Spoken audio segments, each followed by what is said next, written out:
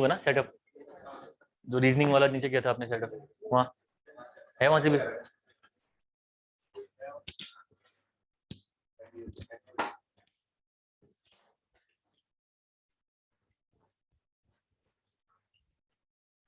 तब तक हेडिंग ही डाल लो, ठीक है। केस 2 ना, केस 1 कल डिस्कस कर लिया था हमने, आज है आपका case 2, and that case 2 is when the neutral axis lies,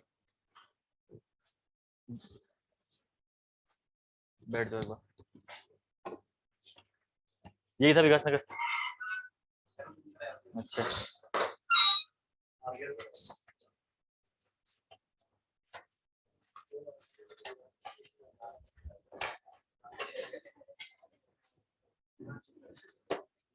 आर्यवच,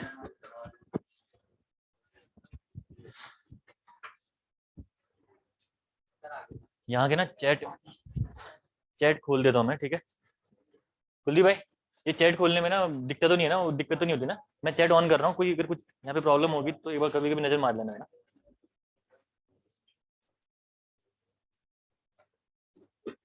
कहाँ पे चैट, ये ना चैट ऑन कर रखा है, अगर कोई प्रॉब्लम होगी ना कभी कभी एक बार नजर मार लेना 15-12 मिनट में।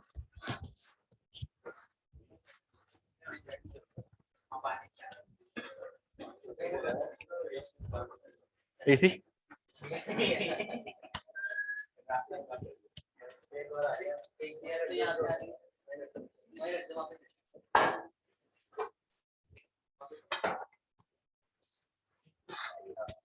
केस 2 लिखिएगा, इफ द न्यूट्रल एक्सिस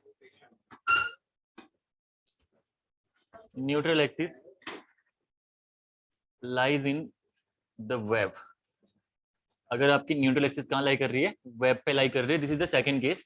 पहला केस हमने कल ऑलरेडी डिस्कस करके बैठ चुके हैं, ठीक है। दिस इज पहला केस क्या था आपका, जब आपकी न्यूट्रल एक्सिस आपकी फ्लैंज पे लाई कर रही थी, ठीक है ना।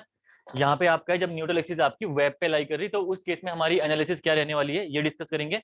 कन्वेंशनल में क्वेश्चन पूछता है यहाँ से, ठीक है, बहुत बार आपके कन्वेंशनल में एसएससी कन्वेंशनल में यहाँ से क्वेश्चन पूछे गए हैं, देखते हैं कैसे हम लोग इसको करेंगे, ठीक है ना।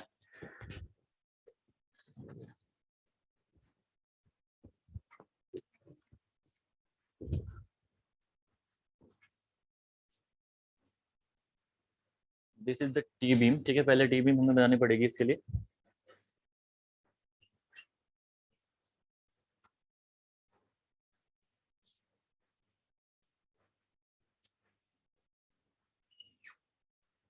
ये आपकी टी बीम है, इस टी बीम में अब जो आपकी न्यूट्रल एक्सिस है, ये न्यूट्रल एक्सिस आपकी लाई कर रही है आपकी कहाँ पे, वेब में, ठीक है। This is the flange, this is the web portion, कल हमने डिस्कस किया था यहाँ पे, ठीक है। तो जब ये न्यूट्रल एक्सिस आपकी वेब में लाई कर रही है, लेट अस एज्यूम आपकी न्यूट्रल एक्सिस कहीं यहाँ पे लाई कर रही है, न्यूट्रल एक्सिस आपकी इधर पे लाई कर रही है, वी आर एज्यूमिंग दैट, ठीक है। तो आपको पता ही है न्यूट्रल एक्सिस से ऊपर क्या रहती है, कंक्रीट, ठीक है। तो ये पूरी की पूरी कंक्रीट हो गई न्यूट्रल एक्सिस से ऊपर, जो मैं पोर्शन को हैच कर रहा हूँ, दिस इज द कंक्रीट, ये होगी कंक्रीट, ठीक है। और न्यूट्रल एक्सिस से बिलो क्या होती है, स्टील, ठीक है। तो स्टील में प्लेस कर रहा हूँ न्यूट्रल एक्सिस से बिलो यहाँ पे, ठीक है। यहाँ पे मैं प्लेस कर रहा हूँ न्यूट्रल एक्सिस के नीचे स्टील, और यहाँ की जो कंक्रीट होगी वो हम करते हैं नेग्लेक्ट, ठीक है। ये चीज आपको पता ही है, टेंशन साइड की कंक्रीट हम लोग नेग्लेक्ट करके चलेंगे, ठीक है। Late us consider DF is the thickness of the flange, okay, और बी सफिक्स एफ, आप लोग लिखना मत, बाद में लिख लेना, ठीक है। इसको थोड़ा सा कॉम्प्लिकेटेड है, एक बार अच्छे से देख लेना पूरा, मैं करवा दूंगा, फिर टाइम दे दूंगा लिखने के लिए। Let this is the effective width of the flange, ठीक है। देन उसके बाद effective width of the flange के बाद ये कौन सी डिस्टेंस होगी, this is the effective depth, ठीक है। ये आपकी होगी effective depth from the top compression fibre to the centroid of the reinforcement. Then आपका लेट अस कंसीडर जो आपकी न्यूट्रल एक्सिस है, ये लाई कर रही है आपकी X A distance from the top fibre, ठीक है। ये कुछ नोटेशंस हैं, बाकी अगर कुछ नोटेशन की रिक्वायरमेंट पड़ेगी तो अभी हम लोग अपनी रिक्वायरमेंट के हिसाब से यहाँ पे उन चीजों को ड्रॉ करते रहेंगे, ठीक है ना। ये तो हो गया आपका डायग्राम, ठीक है। अब देखिए इसके बेस पे मैं डायरेक्टली क्या कर रहा हूँ, मैं इसका कंक्रीट में कन्वर्ट बिना करे मैं डायरेक्टली स्ट्रेस डायग्राम प्लॉट कर रहा हूँ, क्योंकि अब हम लोग आगे काफी एडवांस में पहुंच चुके हैं। तो बार बार मैं इसको कंक्रीट में कन्वर्ट करूँ, MEST लिखूँ, ठीक है, वो सही नहीं है। मैं डायरेक्टली यहाँ पे बना रहा हूँ स्ट्रेस डायग्राम इसका, ठीक है, जो कि हमारा यूज होने वाला है स्ट्रेस डायग्राम यहाँ पे।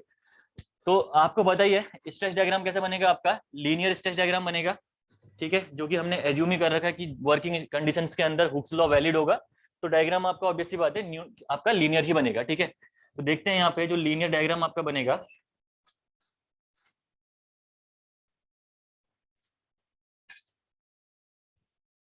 ये कुछ ठीक है, लीनियर तो लग नहीं रहा। ठीक है, ये बन गया इसका स्ट्रेच डायग्राम। ठीक है, this is the stretch diagram. ठीक है, थोड़ा सा मेरी ये यहाँ पे डेप्थ कम हो गई तो यहाँ से थोड़ा लीनियर नहीं बनता, लेकिन लीनियर ही बनेगा। ठीक है ना, ध्यान रखना। ये बन गया स्ट्रेच डायग्राम। अब हमारा काम क्या है, फोर्सेस कैलकुलेट करना है यहाँ पे एनालिसिस के लिए। ऑब्वियसली बात है, मोमेंट ऑफ रेजिस्टेंस आपको निकालना है, तो क्या करोगे आप, फोर्सेस कैलकुलेट करोगे। बताइए जरा कितने फोर्सेस यहाँ पे निकालू मैं, यहाँ पे कितने फोर्सेस निकालू मैं यहाँ पे, दो, या इसके अलावा और कोई, दो ही फोर्सेस निकालूं।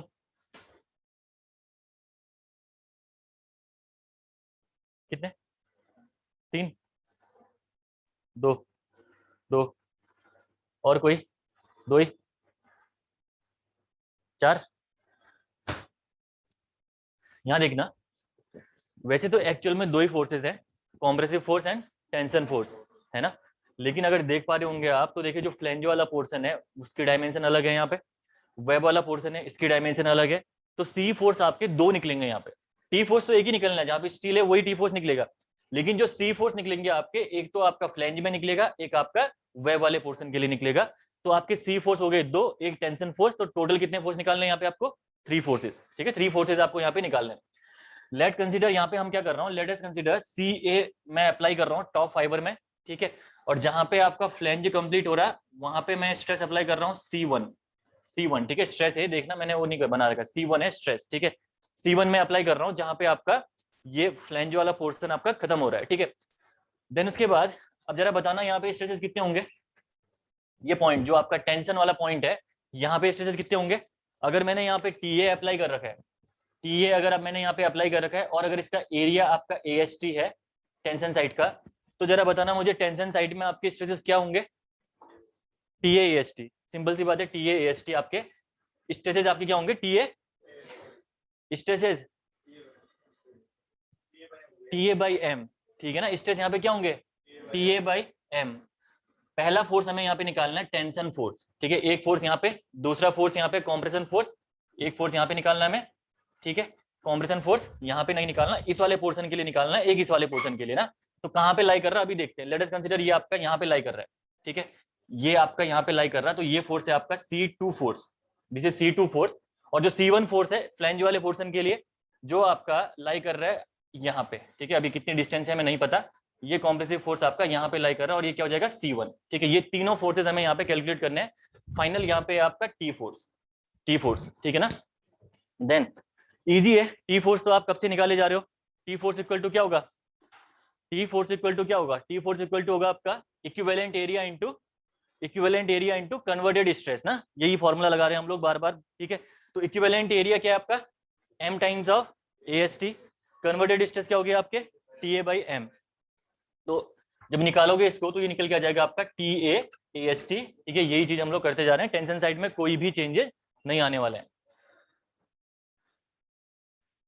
टेंशन साइड में कोई भी चेंजेस नहीं आने वाले हैं। ठीक है, देन देखिए कॉम्प्रेशन साइड में जाते हैं हम लोग। कॉम्प्रेशन साइड में देखिए फोर्सेस की लोकेशन भी नहीं पता कि ये फोर्सेस आपके अप्लाई कहां पे हो रहे हैं।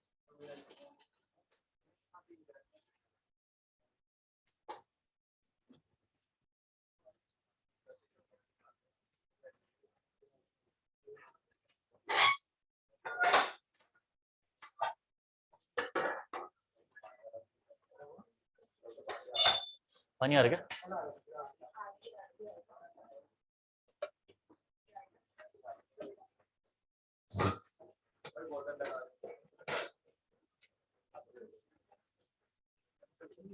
10 तक मैक्सिमम पहुंचा करो यार यहाँ पे ना, नहीं तो फिर क्लास डिस्टर्ब होती है बीच में ना।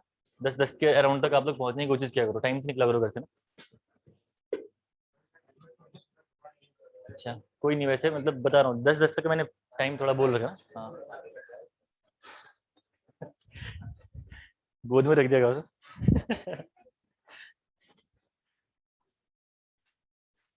ठीक है ना। तो देखो एक बार जो भी आ रखे हैं, हम क्या कर रहे हैं यहाँ पे, कल हमने एक केस पढ़ा था, आज का केस है आपका if the neutral axis lies in the web. ठीक है, तो हमने न्यूट्रल एक्सिस आपकी वेब में एज्यूम कर ली यहाँ पे।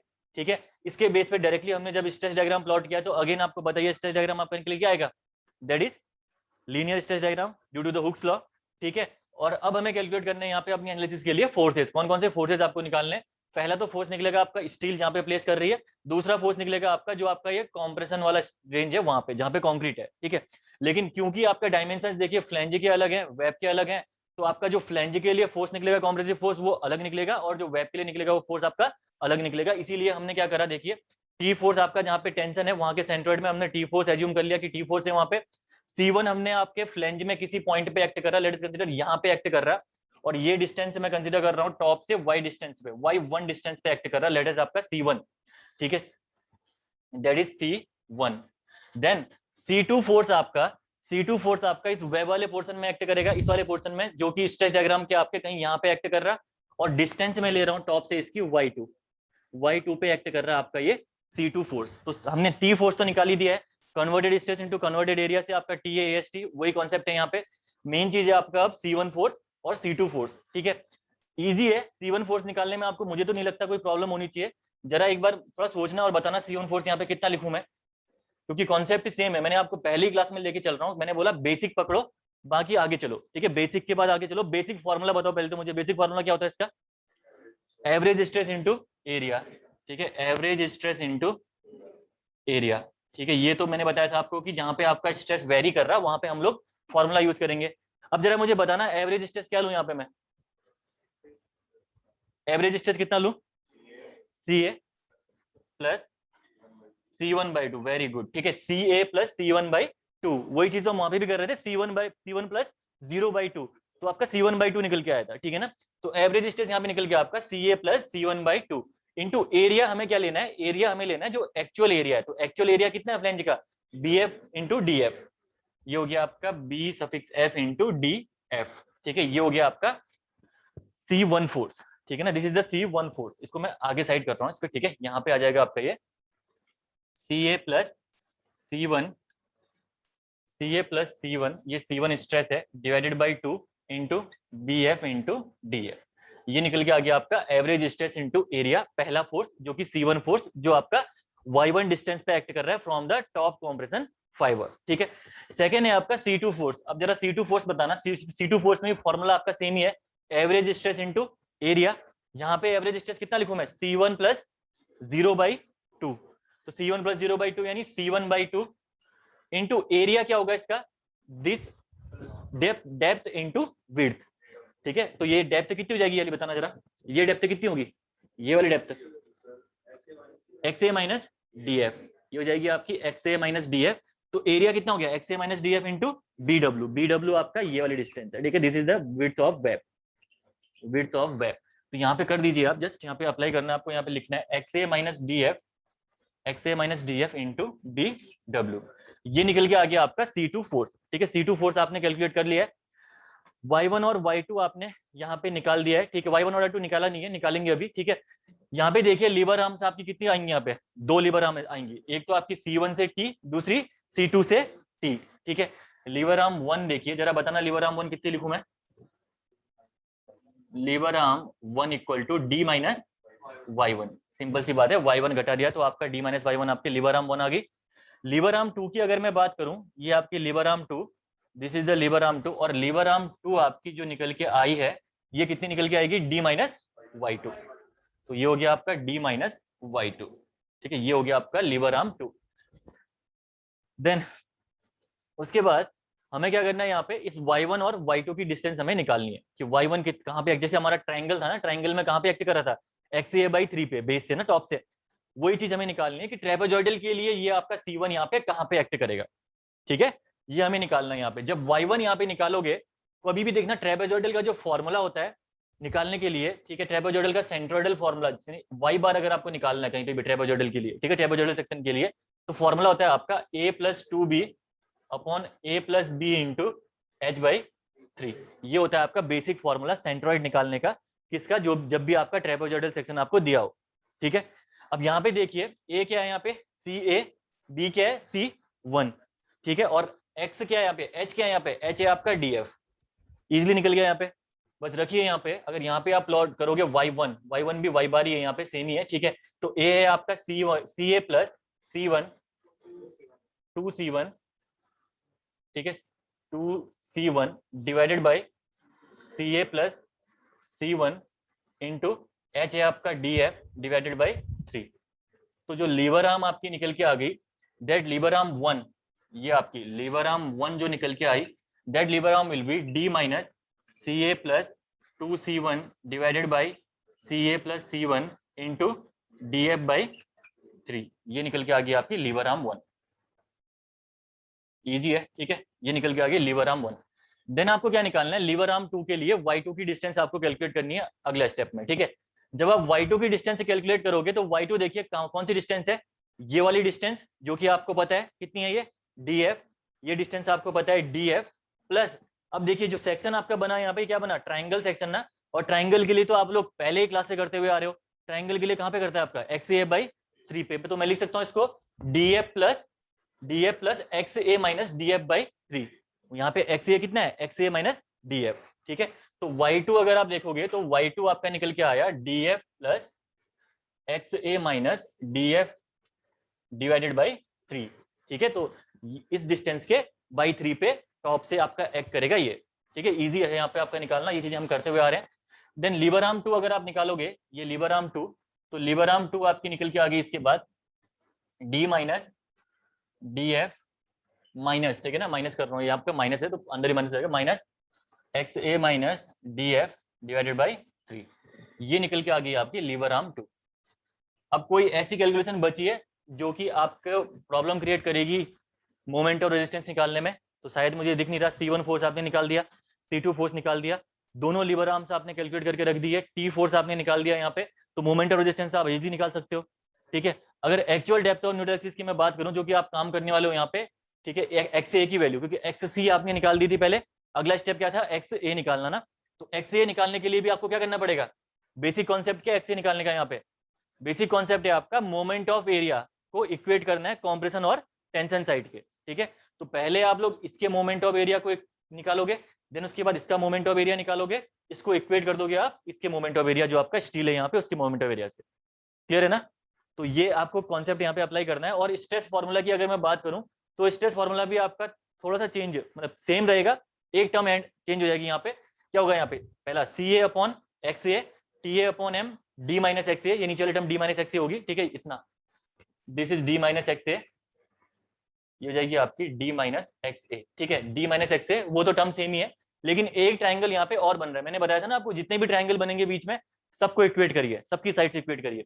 एक ट्राइंगल देख पा रहे होंगे तो ये ट्राइंगल आपका एक्स्ट्रा बन रहा नहीं बन रहा, तो थर्ड टर्म क्या हो जाएगी, equal to C1 upon X A minus D F. बस यही टर्म यहाँ पे एक्स्ट्रा जुड़ने वाली है, बाकी कोई भी कैलकुलेशन आपकी दिक्कत नहीं है। अगर कहीं पे किसी को प्रॉब्लम है तो बताइए यहाँ पे, दोबारा समझाना को किसी पॉइंट को, कौन सा पॉइंट, पूरा तो नहीं बताऊंगा, जितना जितना यहाँ पे मतलब कहीं पे दिक्कत आ रही है तो बताओ दोबारा। हाँ हाँ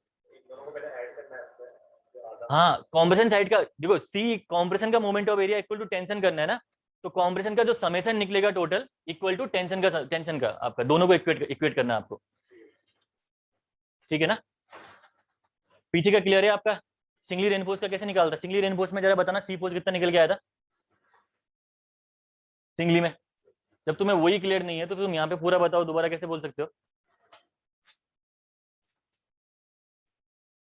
भाई। मैंने पहले क्लास में कहा था कि अगर 3 दिन जो छुट्टी मिल रही बीच में, आप क्लियर करके आइए कॉन्सेप्ट, ठीक है ना। अगर कोई बंदा सिंसियर है यहाँ पे, प्रॉपर तरीके से चीजें क्लियर कर रहा है, तो मैं पूरी की पूरी चीजें दोबारा क्या, मैं फर्स्ट से दोबारा पढ़ा दूंगा। आप मेरे पास आइए क्लास के बाद, मैं दोबारा पढ़ा दूंगा पूरा। लेकिन ऐसा नहीं रहेगा कि आप घर में मेहनत ना करो और उसके बाद यहाँ पे आके बोलो कि पूरा पढ़ा दिया और उसके बाद दोबारा पढ़ाइए, दोबारा कैसे पढ़ाऊँ मैं इसको।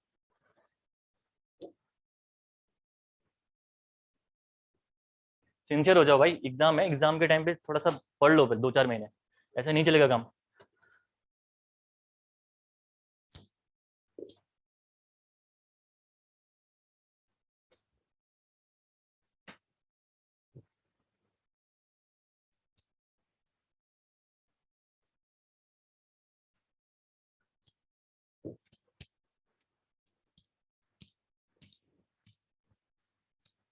लिखिए, कहीं पे भी कोई पॉइंट में दिक्कत आती है तो पूछेगा, बता दूंगा पूरा पॉइंट, कोई भी प्रॉब्लम आएगी तो।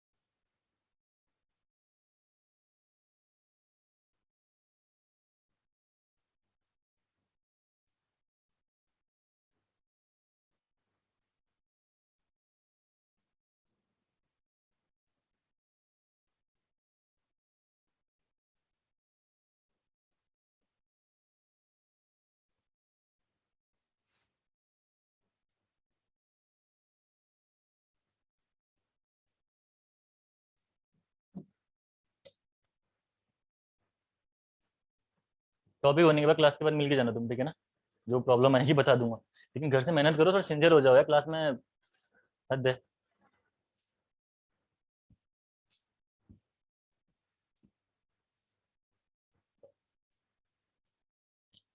मेन चीज है, कॉलेज नहीं है यहाँ पर, मेन चीज यहाँ पे सभी लोग जो पढ़ने आते हैं सभी सिंसियर बच्चे ही आते हैं, पे करके आ रहे हो एक्स्ट्रा फीस कॉलेज के अलावा, तो सभी पढ़ने वाले बच्चे आ रहे हैं यहाँ पे। तो अगर कोई डिस्टर्बेंस क्रिएट करेगा तो सभी को फिर प्रॉब्लम्स होती हैं क्लास में, ये चीज ध्यान रखनी है आपको। और कई हद तक तो हम लोग टॉलरेट करते हैं, लेकिन उसके बाद फिर अगर इनटॉलरेंट में हम लोग उतर गए तो फिर थोड़ा सा प्रॉब्लम हो सकती है आप लोगों को। तो थोड़ा सा चीजें मैनेज करके चलिए क्लास में।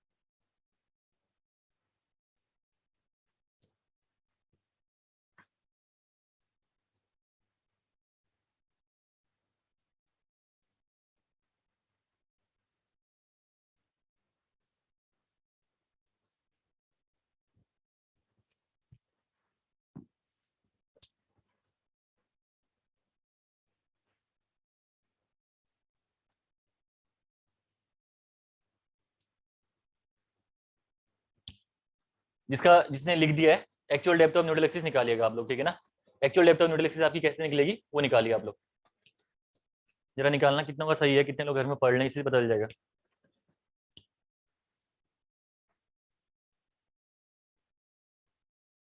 Actual depth of neutral axis यहाँ से कैलकुलेट करिए इसके बाद।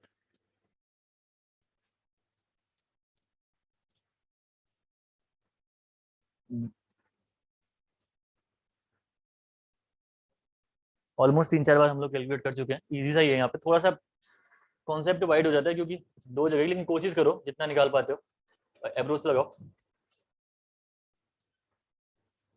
At least try. पहले तो फॉर्मूला ध्यान होना चाहिए ना, area into centroid of a section from neutral axis, बस इतना ध्यान रखो दिमाग में। और centroid of the section from neutral axis, neutral axis आपको दी हुई है, सेंट्रोइड्स तो निकालने हैं आपको। रेक्टेंगुलर सेक्शन है, रेक्टेंगुलर सेक्शन के सेंट्रोइड आप इजीली निकाल सकते हो, ठीक है ना। तो जरा करना ट्राई। रेक्टेंगुलर का सेंट्रोइड क्या होता है, डेप्थ बाई 2 पे। तो बस एरिया आपको निकाल ही सकते हो, अब एरिया तो निकालना आता ही होगा रेक्टेंगल का, into centroid of a section from neutral axis. Just आपको अप्लाई करना है यहाँ पे, बाकी कुछ नहीं है, कॉन्सेप्ट बहुत ही इजी है।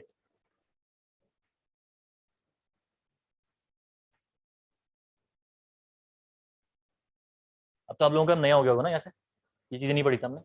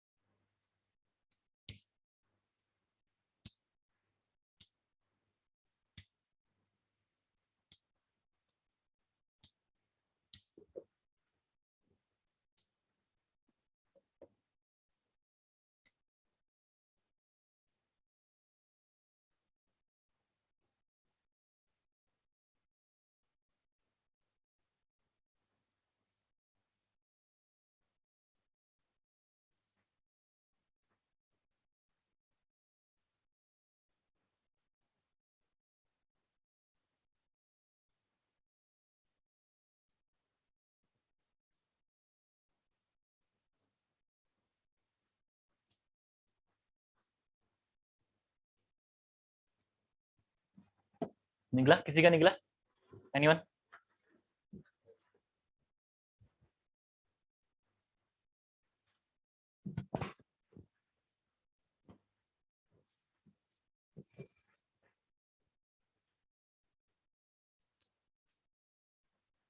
इस डायग्राम से नहीं निकलेगी ना, ये इससे निकालो, इस वाले से। हाँ इससे, CA C1 लिखा है ना आपने, क्या लिखा आपने, BF ओके। हाँ C2 कहाँ से आ गया, C2 नहीं आएगा ना इसमें। C2 दिख रहा है आपको कहीं पे, देखो C2 नहीं दिख रहा। आप सिर्फ इसको अप्लाई करिए, यहाँ पे बनाइए इससे।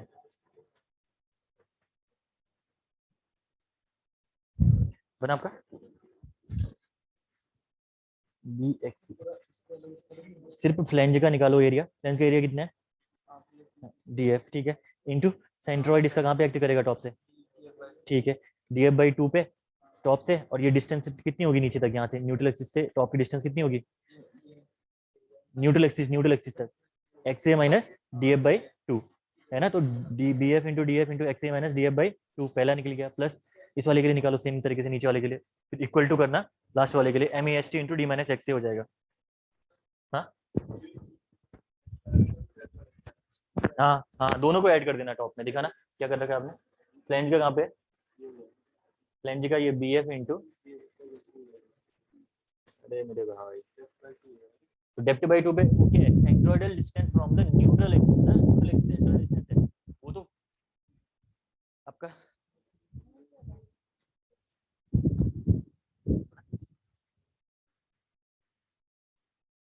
हाँ अच्छा, ये निकाला BF into DF into DF/2, ये गलती तुम यही पे कर, DF/2 आपकी वहां पे हाँ अच्छे से सुनो, centroidal distance from the neutral axis ना, न्यूट्रल एक्सिस से सेंट्रोइडल डिस्टेंस निकालनी है आपको। करवा रहा हूँ, ठीक है, कोई पीछे बना क्या आप लोगों का, ना बना।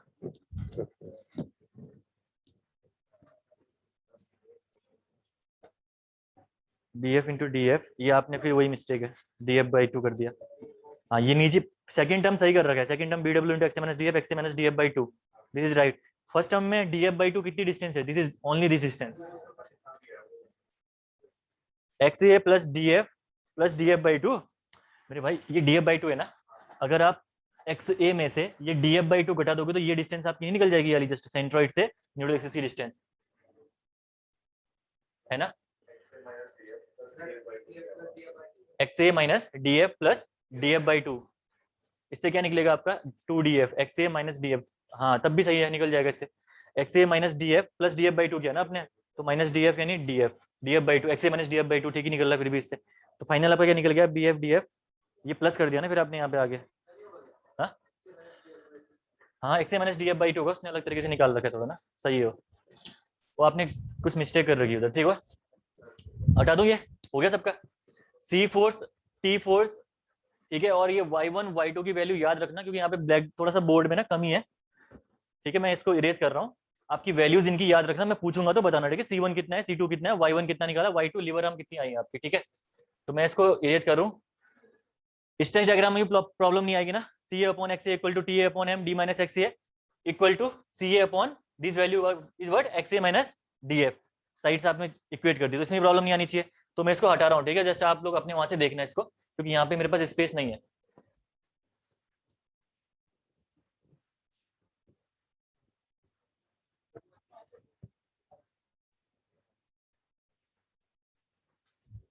पहला आपको निकालना है यहाँ पे critical depth of neutral axis के बाद आपको निकालना है actual depth of neutral axis second step में, ठीक है, जो कि आपको करना है यहाँ पे actual depth of neutral axis, actual depth of neutral axis आपको कैलकुलेट करनी है, ठीक है, actual depth of neutral axis आपको कैलकुलेट करनी है, और जब actual depth of neutral axis calculate करोगे तो इसके लिए फॉर्मूला आपको पता ही है, क्या है formula, it is the area into centroid of the section from the neutral axis, तो फॉर्मूला मैंने आपको ऑलरेडी लिखा रखा है, मैं जस्ट यहाँ पे लिख रहा हूँ, moment of area from the compression equal to moment of area from the tension side, ये आपको करना है, ठीक है, जब आप इसको करोगे यहाँ पे तो कॉम्प्रेशन साइड से मोमेंट ऑफ एरिया किस किस का, this plus this equal to this, ये करना है आपको, सिंपल सी बात है, ठीक है ना, इसका निकालिए पहले, जो फ्लैंज वाला पोर्शन है उसका निकालिए, मोमेंट ऑफ एरिया में क्या होता है, पहले आपका एरिया, एरिया हो जाएगा इसका आपका B/F into DF, BF/DF into, ये हो गया area, into centroid of a section from the neutral axis, ध्यान से सुनना, फिर बोल रहा हूँ, centroid of a section from neutral axis, इस सेक्शन का सेंट्रॉइड कहाँ पे एक्ट करेगा आपका, अगर टॉप से भी लो या बॉटम से भी लो, ये सेंट्रॉइड आपका एक्ट करेगा इसकी डेप्थ बाई 2 पे, यानी DF/2 पे, सेंट्रॉइड आपका एक्ट कर गया यहाँ पे DF/2 पे, ठीक है, दिस इज DF/2, ये हो गया सेंट्रॉइड, लेकिन अब आपने कही नहीं, यहाँ पे DF/2 ही लेके चल रहे हैं भाई, वो बोल रहा है centroid of a section from the neutral axis, यानी इस न्यूट्रल एक्सिस से डिस्टेंस पूछ रहा है भाई आपसे, यहां से डिस्टेंस पूछ रहा हो, ये इधर से डिस्टेंस पूछ रहा, ठीक है, तो न्यूट्रल एक्सिस से सेक्शन के सेंट्रॉइड की जो डिस्टेंस है आपकी, ये डिस्टेंस हो जाएगी आपकी, मैं क्या कर रहा हूँ, XA से घटा रहा हूं मैं DF/2, ऊपर साइड भी DF/2 है, तो XA माइनस DF/2 करूंगा तो ये डिस्टेंस निकलेगी नहीं निकलेगी, निकल जाएगी, तो यहाँ पे मैं कर रहा हूँ XA माइनस DF/2, तो निकल गई आपकी ये वाली डिस्टेंस, ठीक है, this distance is calculated by from here, ये ठीक है ना, ये डिस्टेंस, तो BF/DF इंटू यहाँ पे कितना हो जाएगा आपका XA minus DF divided by 2, ये तो हो गया आपका फ्लैंज वाले पोर्शन के लिए, देन आइए वेब में, वेब में आपको वही करना है, प्लस करिए, प्लस में एरिया लीजिए, एरिया क्या हो गया आपका XA minus DF into BW, ये हो गया आपका XA minus DF into BW, this is the area, then again centroidal distance from the neutral axis, है ना, इसका सेंट्रोइड आपका देखिए, भले ही इस वाले पोर्शन से लो, रेक्टेंगल है ना, भले ही आप यहाँ पे से लो, भले आप यहाँ पे से लो, ये आपका डेप्थ बाई 2 पे ही एक्ट करेगा, ठीक है ना, तो यहाँ पे जो इसकी सेंट्रोइडल डिस्टेंस हो जाएगी डायरेक्टली, ये हो जाएगी आपकी XA माइनस DF/2, सिंपल, ठीक है, ये हो जाएगा आपका XA माइनस DF/2, ये सेंट्रोइडल डिस्टेंस होगी, इक्वल टू आपको करना है moment of area from the tension side, that is MEST into D minus XA, converted area into D minus XA, ये हम लोग पहले से करते हुए आ रहे हैं, वही चीजें यहाँ पे, ठीक है ना, तो एरिया जो यहाँ पे लेना है आपको, that is MEST converted area into distance of section from neutral axis, centroidal distance from the neutral axis, centroidal distance आपकी ये वाली हो जाएगी D माइनस XA वाली न्यूट्रल एक्सिस से, ठीक है ना, that is D minus XA, ये हो गया आपका actual depth of neutral axis in case of the T beam if the neutral axis lies in the web only. Clear ना? किसी को दिक्कत यहाँ पे बताओ कोई टर्म पे? लास्ट टर्म, पहली टर्म, थर्ड टर्म, तीनों क्लियर है? ठीक है, ये निकल गया आपका actual depth of neutral axis. Then उसके बाद स्टेप नंबर थर्ड में आपको क्या करना है? Compare the section. Step number third में आपको करना है, एक्स ए निकल गया आपके पास, एक्स सी आपने निकाल दिया, देन आपको करना है compare the section. Compare the section, जब सेक्शन को कंपेयर करोगे, लेट अस कंसीडर आपका कि सेक्शन अंडर रेनफोर्स सेक्शन आया। ठीक है, आपको पता है ये तीन सेक्शन आ सकते हैं ना, अंडर रेनफोर्स, बैलेंस या ओवर रेनफोर्स सेक्शन। तो मैं एज्यूम कर रहा हूं कि अंडर रेनफोर्स सेक्शन आपका आया। अंडर रेनफोर्स सेक्शन की प्रॉपर्टीज क्या होती हैं? X A is less than X C. दूसरी प्रॉपर्टी क्या होती है? दूसरी प्रॉपर्टी क्या होती है? लास्ट बताना, दूसरी प्रॉपर्टी क्या होती है? X A less than X C. Then property stresses में T A equal to sigma S T, C A is less than sigma CBC. ये होगी प्रॉपर्टीज आपकी अंडर रेनफोर्स सेक्शन की। ठीक है, जब अंडर रेनफोर्स सेक्शन की ये प्रॉपर्टीज हैं, तो जरा लगाना यहाँ पे स्ट्रेस का formula, by stress formula, by stress formula. जब आप स्ट्रेस फॉर्मूला यहाँ पे लगाओगे तो स्ट्रेस फॉर्मूला क्या निकलेगा आपका? अगेन वही फॉर्मूला आएगा, C A upon X A equal to T A upon M upon D minus X A equal to C one upon X A minus D F. वही बताया ना मैंने आपको, सी वन आपका यहाँ पे एक्ट कर रहा है upon X A minus D F. Diagram से देख लो आप, तीसरा ट्रायंगल आपका यही बनेगा, सी one upon X A minus D F. C one यहाँ पे स्ट्रेस है, फोर्स नहीं है, ध्यान रखना। ठीक है, ये निकल गया आपका बाय द स्ट्रेस फॉर्मूला। अब देखिए यहाँ पे भी वही टर्म है, जैसे डब्ल्यू रेनफोर्स सेक्शन में मैंने बोलता ना, टेंशन साइड का मोमेंट ऑफ रेजिस्टेंस उतना इंपॉर्टेंस प्ले करता ही नहीं है, क्योंकि कॉम्प्रेशन से आपका कोई क्वेश्चन नहीं अटकेगा। ये मैंने कहा था आपको डब्ल्यू में, सेम कॉन्सेप्ट यहाँ पे है, क्योंकि आपका यहाँ पे स्ट्रेस डायग्राम वाइडर बन गया। अब ठीक है, स्ट्रेस डायग्राम थोड़ा सा वाइडर बन गया, कोई भी क्वेश्चन आपका कॉम्प्रेशन साइड के अलावा अटकेगा ही नहीं। इवन एग्जैक्ट आंसर्स आपके कॉम्प्रेशन साइड से ही आएंगे। तो यहाँ पे भी आपका जो टेंशन साइड का मोमेंट ऑफ रेजिस्टेंस है वो आपका इतना इंपॉर्टेंट नहीं हो जाता है। सिर्फ आप कॉम्प्रेशन साइड का मोमेंट ऑफ रेजिस्टेंस निकालिए और सारे क्वेश्चन आपके सॉल्व हो जाएंगे, same as a W reinforced section. Clear है? तो यहाँ पे जब आप देखिए ये करा आपने, क्या करना है आपको? पहले को सेकंड के साथ कंपेयर कर लीजिए, पहले को ही लास्ट के साथ कंपेयर कर लीजिए। ठीक है, तो C1 और CA की वैल्यू यहाँ पे कैलकुलेट होके आ जाएंगी। ठीक है, मैं यहाँ पे इसको यहाँ से कर रहा हूँ। जब आप इसमें C1 निकालोगे तो C1 कितना आएगा आपका? पहले को सेकंड के साथ कंपेयर करिए, CA निकालिए पहले। TA की जगह मैं कर सकता हूँ सिग्मा एस टी, है ना, TA की जगह मैं कर रहा हूँ sigma S T upon M into D minus X A, ठीक है, इंटू एक्स ए। ऐसे निकल गया आपका CA। सेकंड आपको निकालना है C1। C1 जब आप निकालोगे तो हो जाएगा CA upon X A into X A minus D F. तो ये हो जाएगा आपका C1 इक्वल टू हो जाएगा C1 upon CA upon X A into X A minus D F. ये निकल गया आपका CA और C1। देन उसके बाद नेक्स्ट में काम क्या है आपका? मोमेंट ऑफ रेजिस्टेंस आपको कैलकुलेट करना है फाइनल स्टेप में। ठीक है, CA और C1 हमने इससे निकाला, ये डब्ल्यू में भी निकाला था आपने, क्योंकि जहां पे आपके तीन स्ट्रेचेस बन रहे थे वहां पे आपके CA और C1 दोनों ही आपके निकल के दोनों ही आपके आ रहे थे किसमें? मोमेंट ऑफ रेजिस्टेंस के फॉर्मूले में। अभी निकालेंगे तो देखोगे आप। ठीक है, तो पहले आप लोग एक काम करो, इतना कर लो। बोर्ड की प्रॉब्लम हो रही है यहाँ पे, थोड़ा सा बोर्ड ना कम छोटा हो गया, अभी इस साइड से भी इतना घटा रखा है। फटाफट जरा लिखना इसको।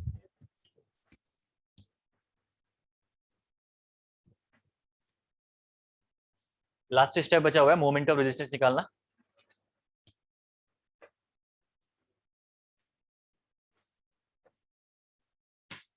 बाकी जिसने लिख दिया है मोमेंट ऑफ रेजिस्टेंस का फॉर्मूला लिखिए, इसका लिख लोगे, मत लिखना रुको एक बार, क्योंकि ये इतना बड़ा याद तो कर नहीं पाओगे।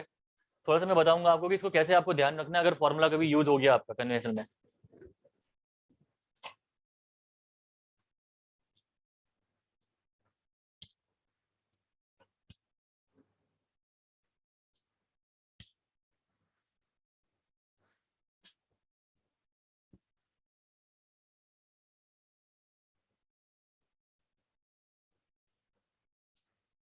बेसिक से क्लियर है ना भाई? ये कुछ नहीं है, मैथमेटिक्स है, कुछ भी नहीं करना।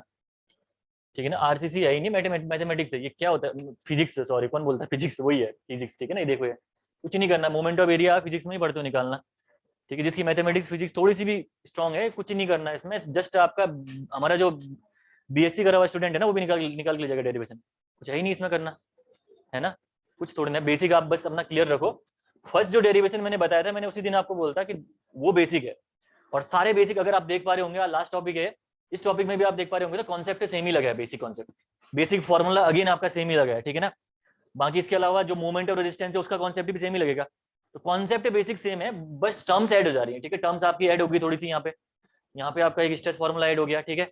लेकिन आपका कॉन्सेप्ट बेस तो सेम ही रहना है। तो बेस क्लियर करके चलो, ठीक है। बेस में आपका जैसे है 3-4 चीजें ध्यान रखनी है आपको, जैसे कि आपका actual depth of neutral axis कैसे निकालते हैं, वो निकालते हैं हम लोग मोमेंट ऑफ एरिया से। मोमेंट ऑफ एरिया का फॉर्मूला पता होना चाहिए, area into centroid of a section from the neutral axis, पूरा याद होना चाहिए, ठीक है। पहला हो गया। सेकंड आपको क्या करना है, सेकंड आपको मोमेंट ऑफ रेजिस्टेंस कैसे निकालते हैं।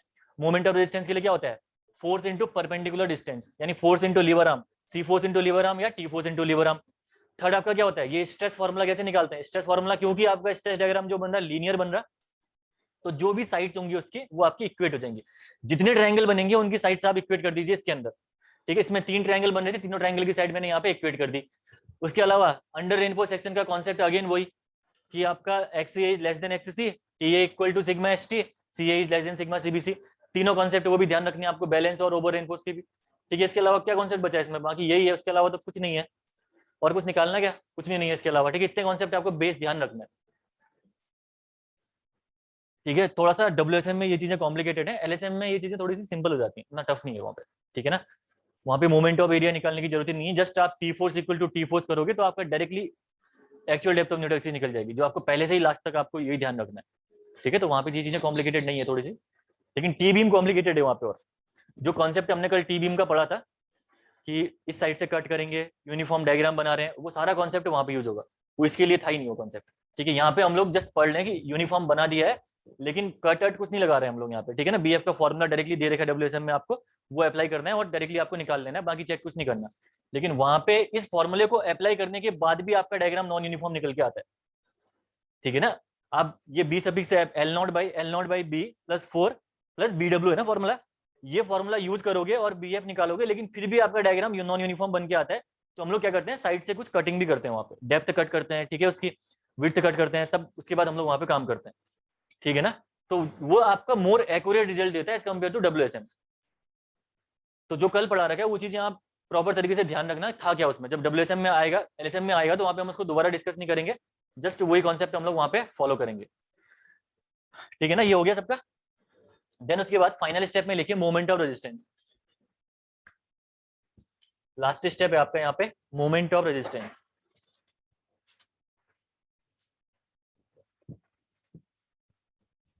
मुझे लगा था आज LSM स्टार्ट हो जाएगा, यहाँ तो ये खत्म नहीं हो रहा, थोड़ा सा बोर्ड की कमी होगी ना, बोर्ड बड़ा होता तो अभी तक कंप्लीट हो जाता है। मोमेंट ऑफ रेजिस्टेंस जब आप निकालोगे तो एक काम करिए, इसको निकालने से पहले एक टेबल बनाइए, टेबल में वैल्यूज ध्यान रखनी है, क्या क्या चीजें आपने कैलकुलेट करी, अदरवाइज पूरा का पूरा एक बार में फॉर्मूला बनाओगे तो आपको याद नहीं होगा। लिख तो लोगे यहाँ पे, लेकिन एग्जाम के पर्सपेक्टिव याद भी तो करना है ना चीजें। तो जस्ट हम लोग क्या करते हैं, रिलेट करके हम लोग चीजें करते हैं, कि ध्यान तो इतना तो है कि डायग्राम आपको ध्यान रखना है, ये डायग्राम तो आपको ध्यान एटलीस्ट रखना ही है, नहीं तो आप नहीं निकाल पाओगे इसको, ठीक है ना। तो देखिए जरा, सबसे पहले आपका टेबल में बनेगा आपका एरिया, लिखिए इस साइड में, ठीक है, ये बनेगा एरिया।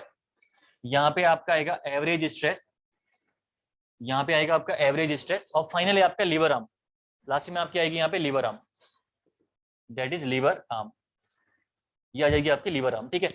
अब देखिए सिर्फ कॉम्प्रेशन साइड से निकाल रहा हूं मैं यहाँ पे मोमेंट ऑफ रेजिस्टेंस, क्योंकि टेंशन साइड का इंपॉर्टेंट नहीं है तो मैं नहीं निकाल रहा हूँ, ठीक है। आप कॉम्प्रेशन साइड से निकालिए बस। कॉम्प्रेशन साइड में देखिए एरिया, एरिया सबसे पहले आपको ध्यान होना चाहिए किसका निकालना है, फ्लैंज वाले का और वेब वाले का, दोनों का एरिया अलग अलग आएगा। फ्लैंज वाले का एरिया क्या होगा, BF इंटू DF, ठीक है, बिना देखे भी आप सोच सकते हो, BF into width of flange into DF of flange, effective width, ठीक है ना। ये एरिया निकल गया आपका BF इंटू DF। देन इसके लिए आपने जो एवरेज स्ट्रेस कैलकुलेट करके चले थे, ये एवरेज स्ट्रेस आपका निकला था C1 आपका निकला था average stress into area. Average stress यहाँ पे आया था CA plus C1 divided by 2, ठीक है, यहाँ पे निकला था आपका CA plus C1 divided by 2, ये निकला था आपका यहाँ पे एवरेज स्ट्रेस, ठीक है। एरिया आपने लिख दिया बगल में। लीवर आर्म की अगर मैं बात करूं तो ये थी आपकी D-Y1 ना, लीवर आर्म क्या थी आपकी D-Y1, और Y1 था आपका A plus 2B upon A plus B into H/3।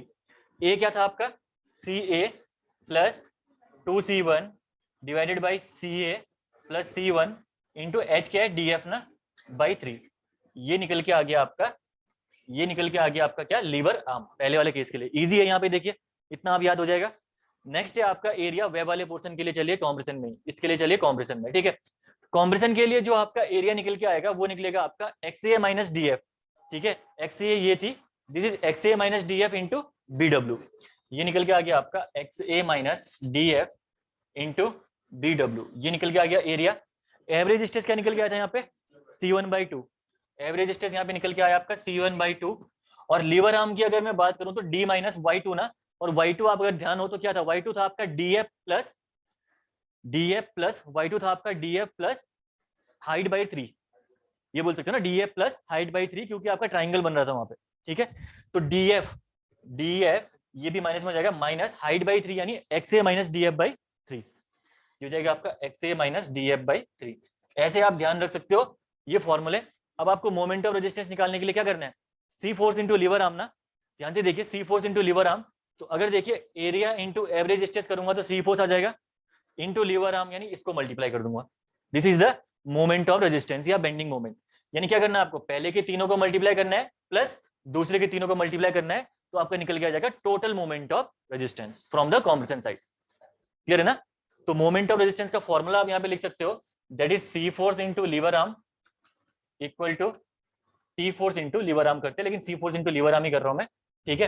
तो ये हो जाएगा आपका C1 into lever arm 1 plus C2 into lever arm 2, ये हो जाएगा आपका मोमेंट ऑफ रेजिस्टेंस। बस आप यहाँ पे लिखिए मोमेंट ऑफ रेजिस्टेंस का फॉर्मूला, काफी इजी है, इसके बाद तो कोई दिक्कत नहीं है। मोमेंट ऑफ रेजिस्टेंस आप निकालोगे तो ये हो जाएगा आपका सी फोर्स, ये हो जाएगा BF DF CA plus C1 divided by 2, this is the C force, into lever arm यहाँ पे आपकी D माइनस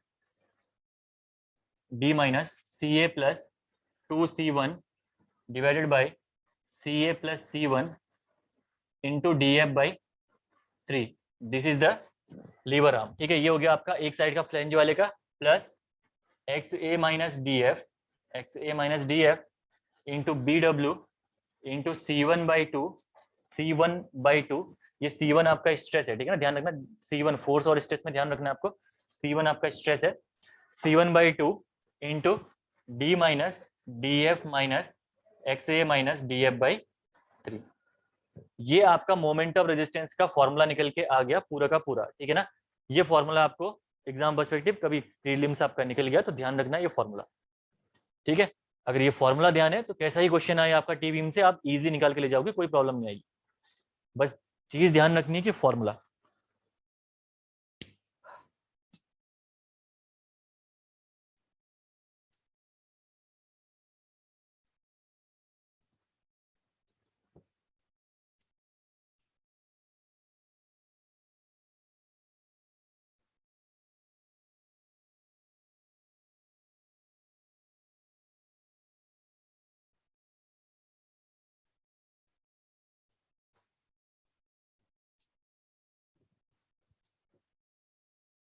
लगा अब आरसीसी पढ़ लें जैसा, फॉर्मूले देख के, अब अब आएगा मजा का। इनिशियल में बेसिक था ना, मैं आपसे पहले कह रहा था बेस बनाओ बेस बनाओ, क्योंकि वो अगर ढंग से समझे नहीं है तो फिर ये भाई हवा है उसके बाद ये।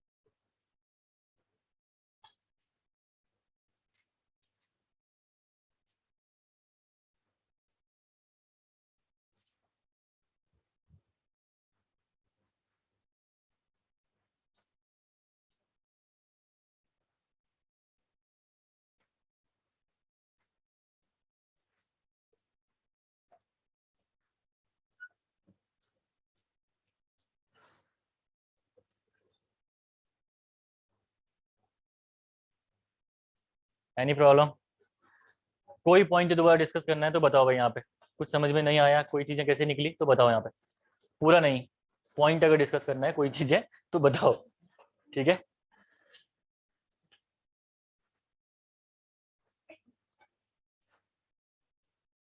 करना है, ये आ गया, पहले वाला कैसे नहीं आया, जब ये आ गया तो वो तो, इस वहीं से तो ये निकला है।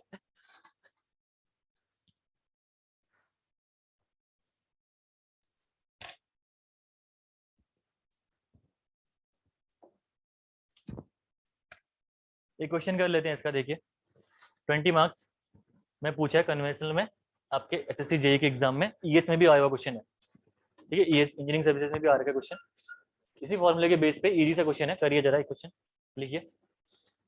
स्टेप्स मैंने डिजाइनिंग के लिखा दिया ना सारे, तो लास्ट स्टेप यही था डिजाइनिंग का, ठीक है ना, लास्ट स्टेप जो एमओआर था, जो भी स्टेप नंबर है, स्टेप नंबर डाल लेना आप लोग। क्वेश्चन लिखिएगा, for a continuous T beam,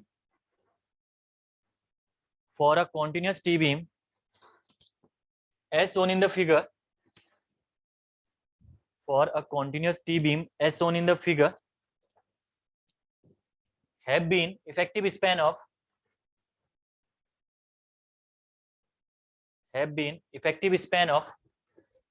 12 meter,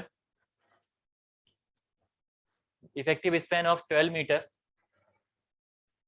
calculate moment of resistance,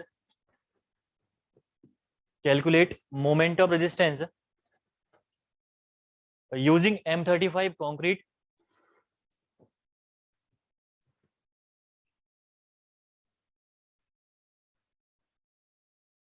using M35 concrete and Fe 500 steel, and Fe 500 steel, use WSM,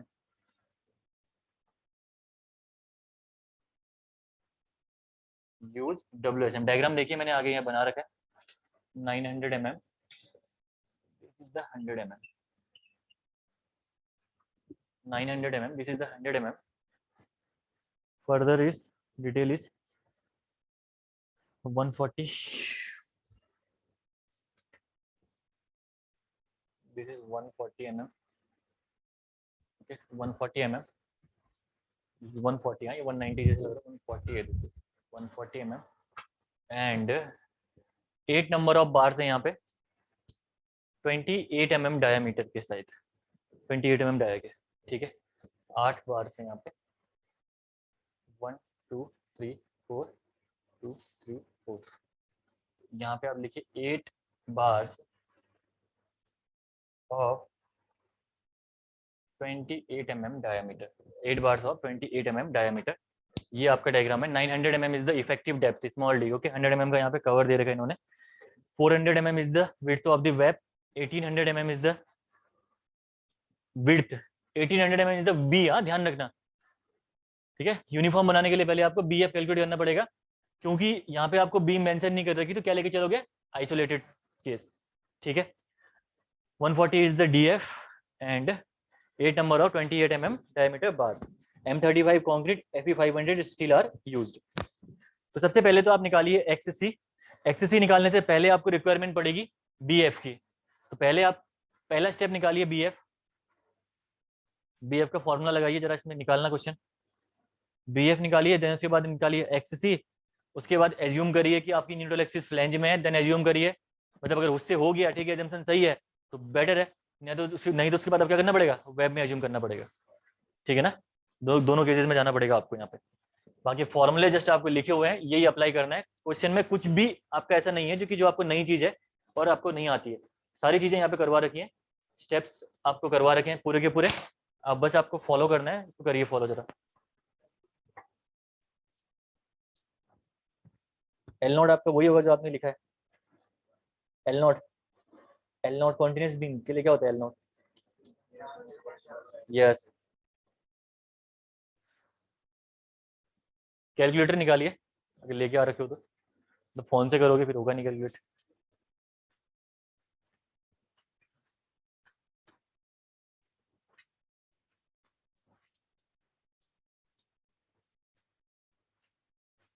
ठीक है, WSM में सफिशिएंट टाइम दे दिया, अब LSM में थोड़ा सा भागेंगे, ठीक है ना, क्योंकि वही चीजें हैं, आनी है दोबारा। डेरिवेशन प्रॉपर तरीके से न्यूमेरिकल में हम लोग करेंगे, क्वेश्चन असाइनमेंट भी दे सकता हूँ मैं, आप घर से करके लेके आओगे, ठीक है। सेम क्वेश्चंस हैं, वो आपको LSM से फॉलो करने हैं, बस कुछ नहीं करना आपको।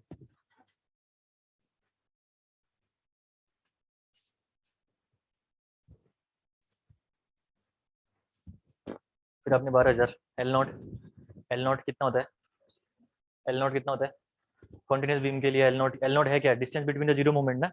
L0 आपका कॉन्टिन्यूस बीम के लिए कितना होता है? BF का फॉर्मूला लगाइए ना पहले, BF का फॉर्मूला, फर्स्ट स्टेप लीजिए, स्टेप 1 लीजिए, हाँ स्टेप 1 में BF निकालिए।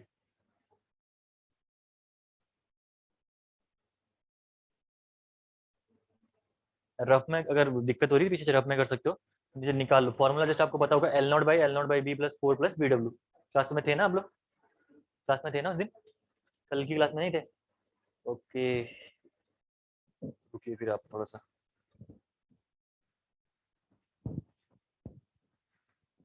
कल के नोट से किसी से ले लेना, उससे कॉपी कर लेना, ठीक है ना। एक्सप्लेनेशन लिखा रखे हैं मैंने वहाँ पे पूरे, आपको चीज़ें आ जाएंगी समझ।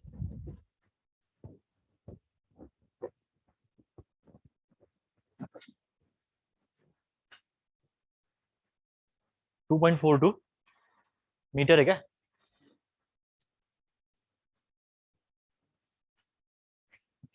ये वही वाली वैल्यू आ गई जो उस दिन हमने क्वेश्चन एज्यूम किया था ना, आई नहीं थी, 2 कुछ आई थी, ऐसी वैल्यू तुमने एक्चुअल क्वेश्चन की निकाल दी। कुछ कैलकुलेशन मिस्टेक हो रही होगी। इसमें कभी भी ना क्या क्या करो ना, जो टर्म्स आपके जैसे, इसमें क्या होता है, बॉड मास में गलती होती है, गलती बॉड मास में होती है, और ये आपने गलत लगा दिया यहाँ पे, ठीक है।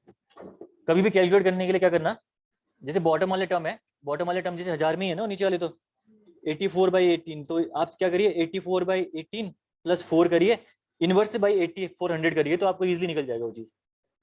बॉड मास गलती नहीं होनी चाहिए, बॉड मास में गलती होगी तो कैलकुलेटर में आपको दिक्कत आएगी। अदरवाइज फिर यह करिए, एक एक वैल्यू करके निकालिए। 600 क्या है, क्या आ रही है?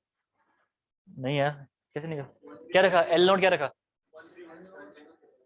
1376, हाँ सही है, ऑलमोस्ट सही है 1376, हाँ एग्जैक्ट नहीं, वन, यस वेरी गुड, कोई भाई का निकल गया, 1369, 1369.23, हाँ वो 1369 एग्जैक्ट आएगी, क्योंकि इसमें तो मॉड्यूलर रेशियो वो नहीं है ना, आपके एग्जाम में ये न्यूमेरिकल में डायरेक्टली क्वेश्चन पूछ देगा तो। हाँ लेकिन आजकल आंसर कैसे दे रहे हो, 1369 होगा ना, वो कर देगा 1369, 1375, 1365, 60 का, फिर कैसे निकालोगे उसके बाद? फिर दोबारा कैलकुलेट करूंगा हाँ, इसमें आपका ना, रुको,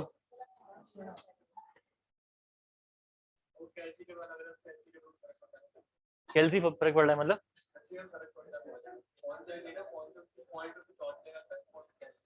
आपके पास क्या फोन है क्या? मैंने कैलसी से कर रखा है, मैं फोन से कभी कैलकुलेट नहीं करता हूँ।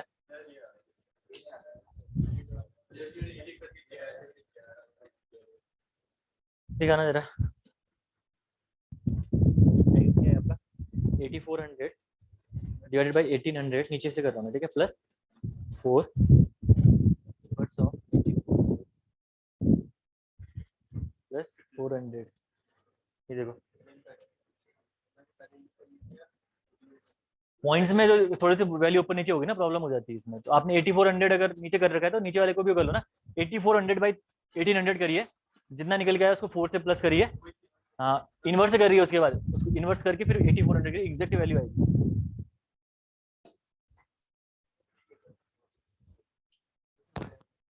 करो करो, कन्वेंशनल में तो फिर भी वो लोग थोड़ा सा रियायत बरत देते हैं, हाँ लेकिन एक्चुअल में क्या है ना, अब वो कन्वेंशनल में क्वेश्चन आ गया 30 मार्क्स का, तो क्या करेंगे, आपका एग्जैक्ट वैल्यूज निकाल के लेके आएंगे।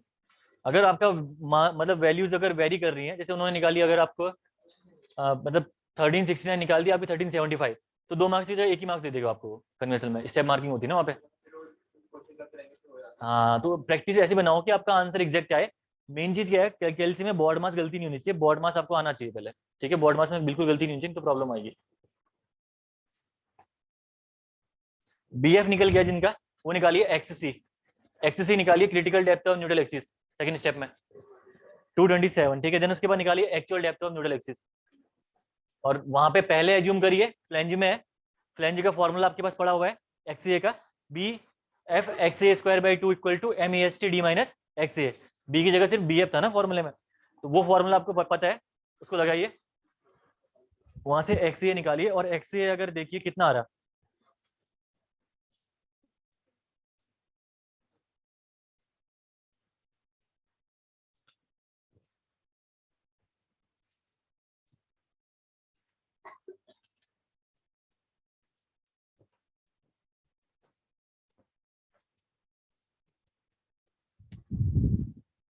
कहाँ पे पहुंचे आप लोग, L0/L0/B 0.7 ऑफ L इफेक्टिव ना, ये फॉर्मूला डायरेक्टली आपने कहाँ से लिख दिया है, पहले आप एज्यूम नहीं, ये पहले एज्यूम करना है आपको कि फ्लेंज पे लाई कर रही, देन एज्यूम करना है कि आपकी वेब में लाई कर रही। फ्लेंज के लिए फॉर्मूला पहले हटा ना, जो कल कराया था ना मैंने एनालिसिस ऑफ टी बीम में, ये आपका देखिए actual depth of neutral axis is in web flange, ठीक है, घर जाएगा ना तो रिवीजन प्रॉपर किया करो, तो भूल जाओगे उसके बाद ना, क्योंकि टफ चीजें हैं, अगर याद नहीं रहेगा तो दिक्कत आएगी आप लोगों को। देखिए क्या analysis of the T beam, actual depth is in,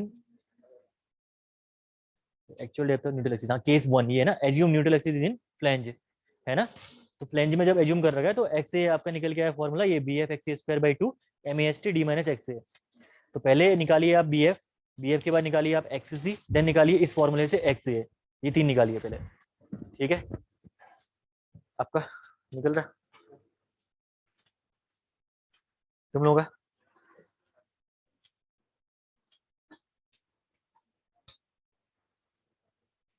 कहाँ तक कर रखा है पूरा, ये नोट्स कहाँ तक बना रखे हैं, पूरे लिख दिए एलएसएम तक, अच्छा डब्ल्यू, ओके,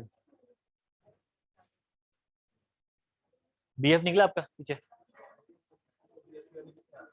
1369 पॉइंट कुछ आ रहा, यार आपका कितना है आपका 1340, थोड़ा कम आ रही है आपकी बीएफ ना,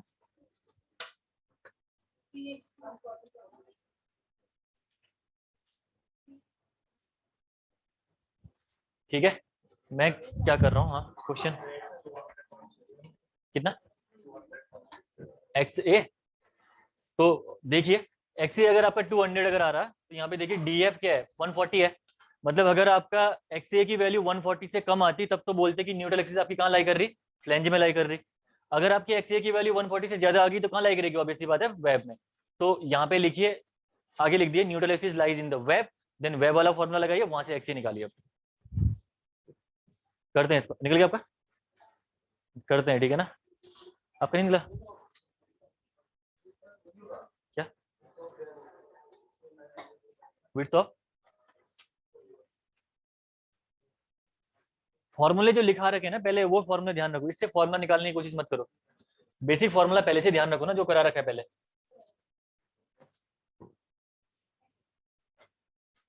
रुको करवा रहा हूँ मैं क्वेश्चन, ठीक है ना, कैलकुलेट मेरे साथ करते जाना आप लोग सभी, सबके हाथ में कैलकुलेटर होना चाहिए, ठीक है, इसी के ऊपर से हम लोग कर रहे हैं कैलकुलेट इसको, ये क्वेश्चन है आपका, इसके ऊपर से हम लोग कैलकुलेट कर रहे हैं, ठीक है, ऑनलाइन वालों का कोई क्या हाल है क्या, कोई कुछ पूछ रहे हैं,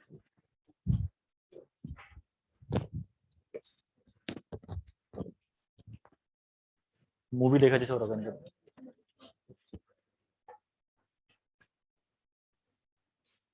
ठीक है, देखिए यहाँ पे पहले स्टेप में आपको निकालना है, सबसे पहले वाले स्टेप में आपको निकालना है यहाँ पे बी एफ, ठीक है ना, effective width of the flange, इसकी रिक्वायरमेंट आने वाली आगे, इफेक्टिव विड्थ ऑफ फ्लेंज, ये आपको कैपिटल बी दी हुई है, ठीक है ना, दिस इज टोटल विड्थ या स्मॉल बी भी आप बोल सकते हो, हमने स्मॉल बी लिया था ना टोटल विड्थ को, ये हो जाएगी स्मॉल बी, ठीक है ना, तो आप निकालिए इफेक्टिव विड्थ ऑफ फ्लेंज, जब आप इफेक्टिव विड्थ ऑफ फ्लेंज निकालोगे इसको हम लोग रिप्रेजेंट करते हैं बी सफिक्स एफ से, ठीक है, और इसका फॉर्मूला होता है आपका, देखिए फॉर्मूले डिफरेंट डिफरेंट होते हैं, स्लैब के लिए अलग, आइसोलेटेड के लिए अलग, क्योंकि यहाँ पे आपको मेंशन ही नहीं कर रखा है कि स्लैब है या आइसोलेटेड, तो आप क्या लेके चलोगे आइसोलेटेड का फॉर्मूला सीधे, तो ये हो गया आपका L nought by B plus 4 plus B W ना, यही है ना फॉर्मूला, यहाँ पे पुट करिएगा जरा, L not equal to continuous beam दे रखी ना, तो कॉन्टिन्यूस बीम के लिए एल नॉट की वैल्यू आपकी कितनी होती है 0.7 टाइम्स ऑफ एल इफेक्टिव, जो भी दी होगी आपकी एल उसकी 0.7 टाइम्स। ठीक है, तो यहाँ देखिए इसको रखिए यहाँ पे 0.7 times of L effective divided by 0.7 times of L effective divided by B plus 4 plus B W. ठीक है, रखना वैल्यू जरा यहाँ पे, बस वैल्यूज पुट ही करनी है आपको। 0.7 इंटू एल इफेक्टिव आपका स्पैन कितना दिया हुआ है 12 मीटर, 12 मीटर यानी 12,000 mm। ठीक है ना, ये हो गया आपका divided by 0.7 into 12,000 mm divided by B आपका दिया हुआ है 1800 mm। ठीक है, ये बी आपका टोटल विड्थ ऑफ फ्लैंज आपको गिवन है 1800 mm की, प्लस आप करोगे यहाँ पे 4 प्लस ऊपर आपका होगा आपका B W width of the web आपको 400। यस 400 आप करिए, जरा सॉल्व करिएगा इसको, तो ये निकल के कितना आ रहा है, ये सबका आ गया ना, ये तो लगभग 1369.23, हाँ जो भी है मतलब। ठीक है 1369 एग्जैक्ट इसका 1369.23 mm। ठीक है, ये आ गया आपका एग्जैक्ट वैल्यू इसकी 1369.23 mm आपकी बीएफ की वैल्यू निकल के आ गई। ठीक है, देन उसके बाद सेकंड स्टेप में आपको कैलकुलेट करना है एक्ससी। अब वो स्टेप्स मैंने लिखा रखे हैं एक्ससी, एक्सए, एमओआर, तीन चीजें बची हुई है बस हो गया आपको। ठीक है, यहाँ पे सेकंड स्टेप अब आप लगाइए यहाँ पे कैलकुलेट व्हाट एक्ससी। तो एक्ससी का फॉर्मूला क्या होता है के इंटू डी होता है, critical depth of neutral axis, जहां पे के की वैल्यू आपकी होती है यहाँ पे FE 500 के लिए कितनी होती है यहाँ पे 0.253 ना, 0.253 इसकी वैल्यू होती है। ठीक है 0.253, डी आपको दिया हुआ है 900 mm, दैट इज 900 mm। और अगर एक्ससी की वैल्यू जरा कैलकुलेट करो, एग्जैक्ट बताना 227.7, 227.7। ठीक है 227.7 mm आपकी निकल के आ गई क्या एक्ससी की वैल्यू। ठीक है ना, देन उसके बाद स्टेप नंबर थर्ड में आप कैलकुलेट करिए एक्सए। स्टेप नंबर थर्ड में आप कैलकुलेट करेंगे कैलकुलेट एक्सए, लेकिन क्योंकि एक्सए को कैलकुलेट करने के लिए हमें नहीं पता न्यूट्रल एक्सिस आपकी लाई कहाँ पे कर रही, तो पहले वाले केस में आप एज्यूम करिए कि वो फ्लैंज में लाई कर रही है, सेकंड केस में आप एज्यूम करिए वो वेब में लाई कर रही है। ठीक है, तो केस 1 लेके चलते हैं पहले हम। Case 1 assume neutral axis is in flange. जब आपकी न्यूट्रल एक्सिस फ्लैंज पे लाई कर रही है तो उस केस में आपका जो फॉर्मूला है आपका इसके लिए जो हमने कल लिखा था B F X A square by 2 equal to M A S T D minus X A, ये फॉर्मूला हमने लिखा था कल। बी एफ क्या है आपने कैलकुलेट कर ही दिया है, बी एफ 1369.23। ठीक है, वैल्यू जरा पुट करिए आप यहाँ पे, बी एफ है आपका 1369.23 divided by 2 into X A square निकालना है हमें, X A square equal to M modular ratio निकालना पड़ेगा, दिया तो है नहीं ना क्वेश्चन में, मॉड्यूलर रेशियो आपको निकालना पड़ेगा 280/3 सिग्मा सीबीसी से। ठीक है ना, मॉड्यूलर रेशियो का फॉर्मूला आपका होता है मॉड्यूलर रेशियो इक्वल टू यहाँ पे कर देता हूँ मैं 280/3 सिग्मा सीबीसी, तो ये हो जाएगा आपका 280/3 सिग्मा सीबीसी आपका होता है FCK बाई 3। तो FCK यहाँ पे कितना है 35 है 40 है, FCK यहाँ पे 35 इंटू 3 ऊपर चले गए। ठीक है, कितना आ गया है 8 पॉइंट एग्जैक्ट बताना 8.045, 8 एग्जैक्ट आ रहा है। ठीक है, निकाल रहे हैं तो अपने चले रखते हैं 24, हाँ 8 एग्जैक्ट आ रहा है आपका मॉड्यूलर रेशियो। ठीक है, तो m इक्वल टू हो जाएगा आपका 8 इंटू AST में आपके 8 बार्स हैं 28 mm डायमीटर के, 8 बार्स ऑफ 28 mm डायमीटर के आपके 8 बार्स हैं। ठीक है, और स्मॉल डी आपका यहाँ पे 900 माइनस XA। अब इसकी इक्वेशन जरा बताना निकाल के, एग्जैक्ट इक्वेशन बताना क्या आ रहा है। XA यहाँ पे कितना है 200 ना, सभी निकालना, XA 200 आ रहा ना, तो एग्जैक्ट इक्वेशन इसकी बताना जरा निकल के कितने हैं, बाकी और लोग भी कैलकुलेट करिए इसकी। एक सेकेंड ना, जस्ट अ सेकेंड, ये निकल के आ गया आपका XA square plus 57.56 XA minus 5180 0.58 equals to 0। ये इक्वेशन बन के आ रही है, बाकी भी निकालिए सभी इक्वेशन, जरा सेटिस्फाई करवाना, ये सभी कैलकुलेट करना। आपकी दूसरी वाली वैल्यू आ गई वहां से, वेब से आ गई? हाँ करो करो उसको करो।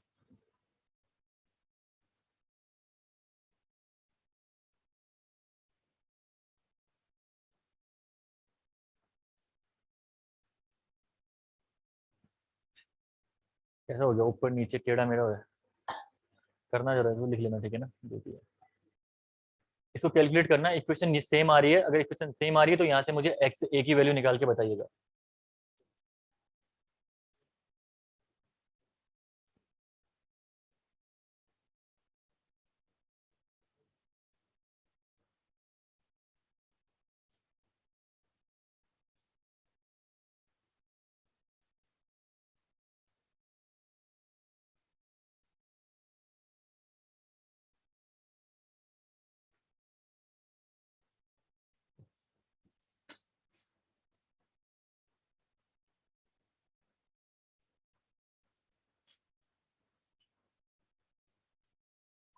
सही है ना? 57.56, ठीक है ना?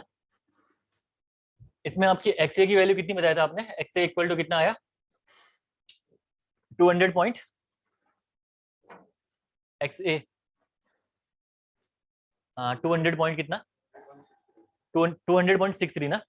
ये आया आपका 200.63 mm, ठीक है? ये आप कैलकुलेट करना श्रीधराचार्य से, ये आप लोग जिनके पास कैलकुलेटर है डायरेक्टली भी कर सकते हो आप लोग, ठीक है? बता रखा है वो चीज। एक्स ए आपका ये आ गया, this is greater than the D F, thickness of flange which is 140 mm only, ठीक है? That's why neutral axis lies on the flange, ठीक है? तो आप सॉरी वेब, न्यूट्रल एक्सिस इसके बाद कहाँ पे लाई करेगी? वेब में लाई करेगी, क्योंकि आपकी ये डीएफ से ज्यादा है, ठीक है?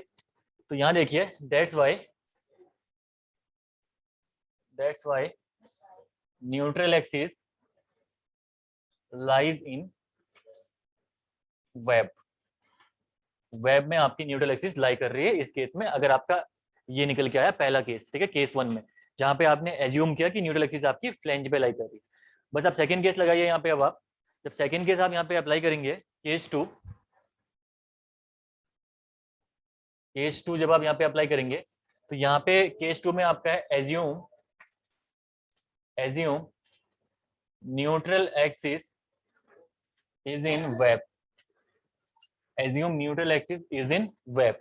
जब न्यूट्रल एक्सिस को आप वेब में एज्यूम करेंगे तो इस केस में देखिए जरा, जो फॉर्मूला आपका अब भी निकाल के आपने बैठे थे, वो फॉर्मूला निकला था आपका area into centroid of a section from neutral axis ना। तो फ्लैंज वाले पोर्शन के लिए एरिया आपका हो जाएगा B F D F into neutral axis से सेंट्रोइड की डिस्टेंस आपकी X A minus D F by 2, that is for the flange.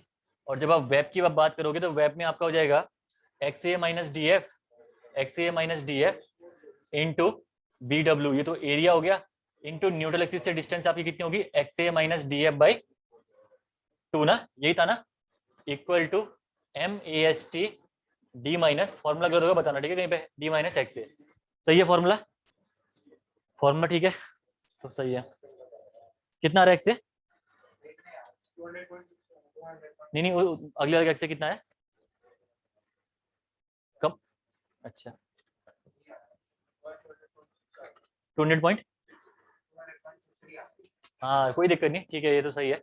अगला निकालो, अब यहाँ से एक्स ए निकालो ना।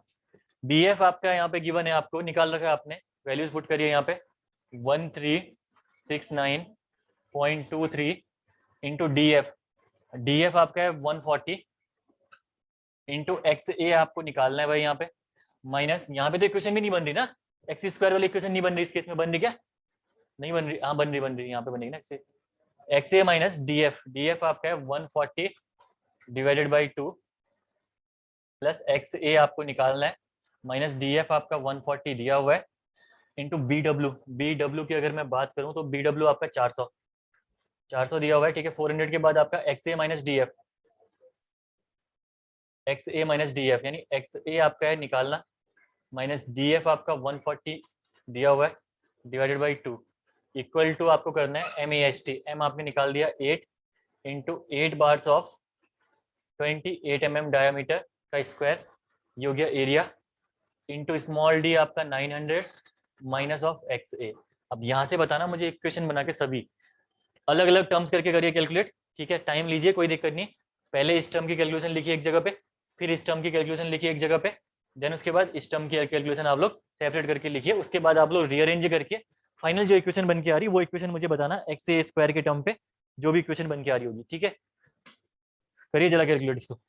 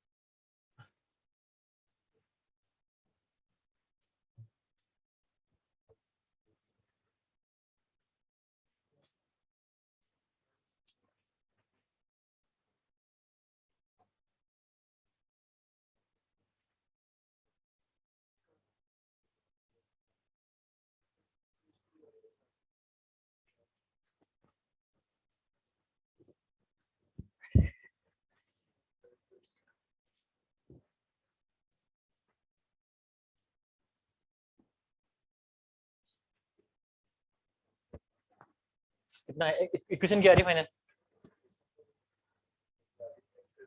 हाँ सही है, हाँ 2 2, हाँ 224 832 सही है, इक्वेशन तो ऑलमोस्ट सही। कितना रेक्स है आपका? थोड़ा सा ज्यादा नीचे। ये आपका जो लास्ट वाला टर्म है ना, ये वाला टर्म, इस टर्म को एक बार दोबारा मल्टीप्लाई करो, ये वाला टर्म जो आपका निकल के आ रहा है ये टर्म। बाकी तो दो तो निकल के सही है, वो में गलती नहीं है। ये करना एक बार, इसको मल्टीप्लाई करना इस वाले को। बाकी और कहीं भी आ रहा है क्या? और एक यहाँ पे आएगा ना, ये वाला, इधर भी मल्टीप्लाई करना, दोनों को एक बार रीअरेंज करना इस वाले टर्म को, मतलब कांस्टेंट वाले को, सिर्फ जहाँ पे एक्स ए नहीं आ रहा उन दोनों को करना। यहाँ पे भी तो नहीं आएगा एक्स ए, हाँ दिखाना। 183 आ रहा है क्या? 183 तो नहीं आएगा भाई, देखना है एक बार आप लोग ना। 1369.23 इंटू 140 इंटू 70।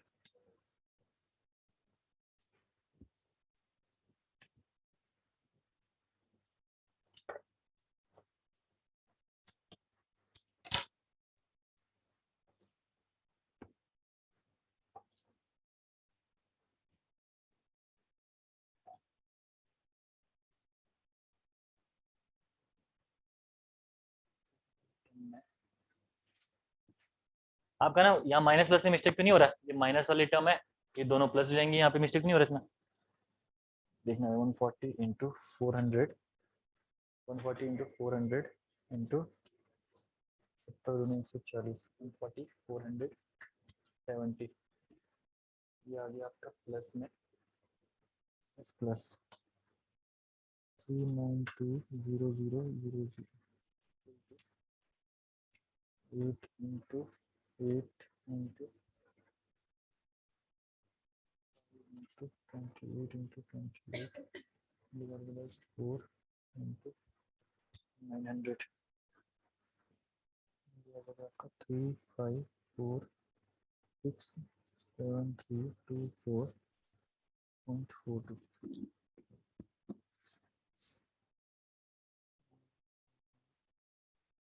-13418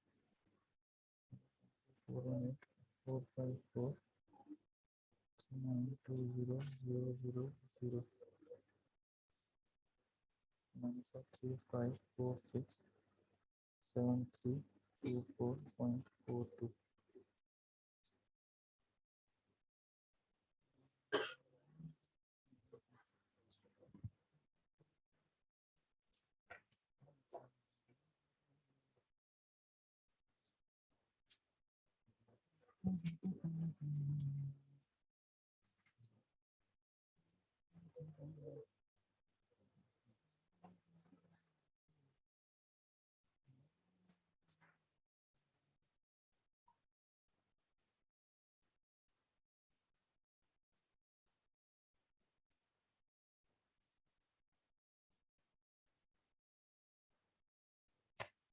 फॉर्मूले में ओके सही है सही है।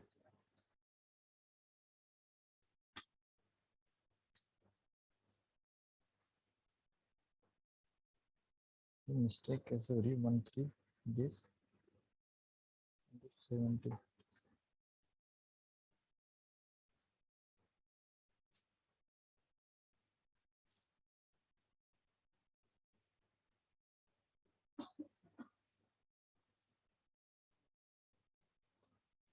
सही था।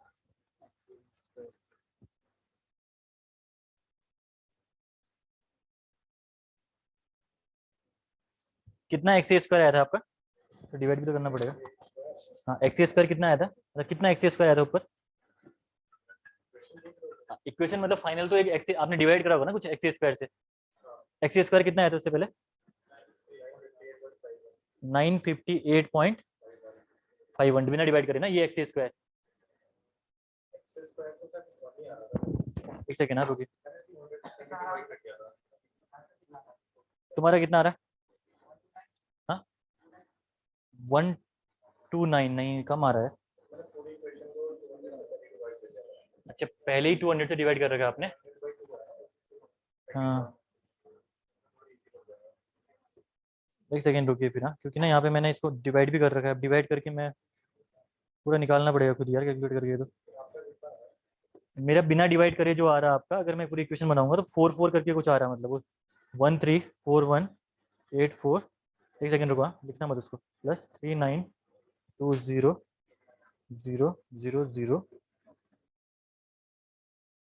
-35467324.42। मेरा आ रहा है आपका 44965778.42। लेकिन ये इक्वेशन एक्स ए स्क्वायर के टर्म में नहीं आएगी, इक्वेशन बनेगी आपकी एक्स ए स्क्वायर में कुछ आएगा टर्म, ठीक है ना? जो भी टर्म आएगा उसे डिवाइड करेंगे तब जाके उसके बाद एक्स स्क्वायर के टर्म में जाएगी ना इक्वेशन। एक्स स्क्वायर में क्या क्या टर्म आया वही पूछा था मैं आप लोगों से।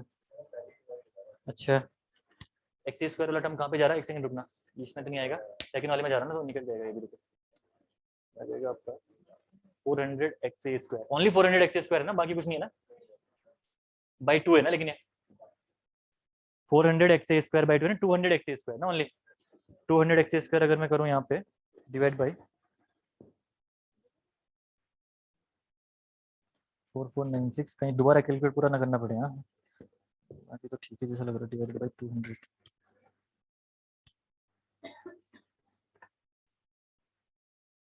ये आ रहा आपका, क्या आया था आपका 22482.8 22482.8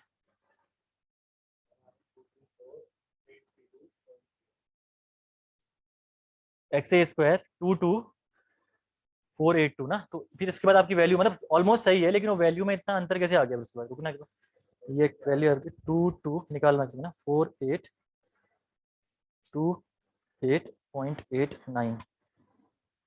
जब ये वैल्यू आई आपकी,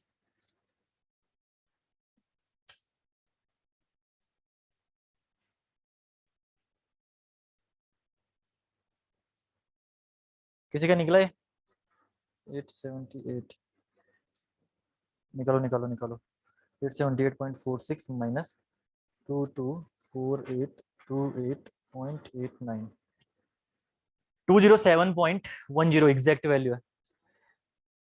आप ऑलमोस्ट तो सेम ही हो। आपका गलती क्या आपने कहा मिस्टेक, मुझे लग रहा है फॉर्मूला लगाने में मिस्टेक तो नहीं करी यहाँ पे। फॉर्मूला नहीं हो यहाँ पे वो लगाने में, दिखाना एक बार। आपका तो ऑलमोस्ट जितना बोल रहे हो सही आ रहा है, आंसर में इतना वेरी नहीं करना चाहिए ना, दिखाना सही तो है आपका। आपने ये इक्वेशन ही गलत लगा रखी है, मुझे लग रहा है 224832 इतना ही तो आ रहा है। मतलब जितनी मेरी वैल्यू आई वो आपकी उससे 4 ज्यादा आ रखी है।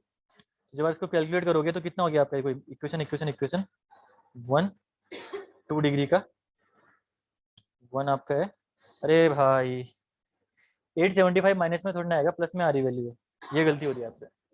हाँ 875 दोबारा कैलकुलेट करो, प्लस में आ रही है 875.55 माइनस ऑफ 224,832.312 207.5, ये प्लस में वैल्यू आ रही है आपकी, यहाँ पे मिस्टेक है, बाकी सही है पूरा सही है। तो निकला नहीं निकला किसी का? लिखो फाइनल इक्वेशन लिख दूं क्या?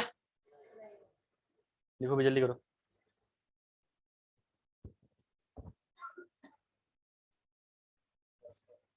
है ना, प्लस है ना? हाँ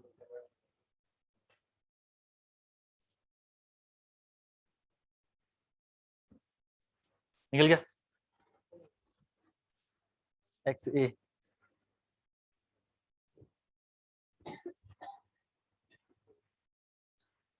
खतरनाक इक्वेशन बन रही है, एक्स ए स्क्वायर 1141 224878, ये तो चलो फिर भी ठीक है फाइनली, ये ला ना 224878, ये वाली गलत आ रही वैल्यू 875 आएगी वाली, 878 या 875, यहाँ पे मिस्टेक होगी। एक्स ए वाले टर्म्स में देखोगे रिलेशन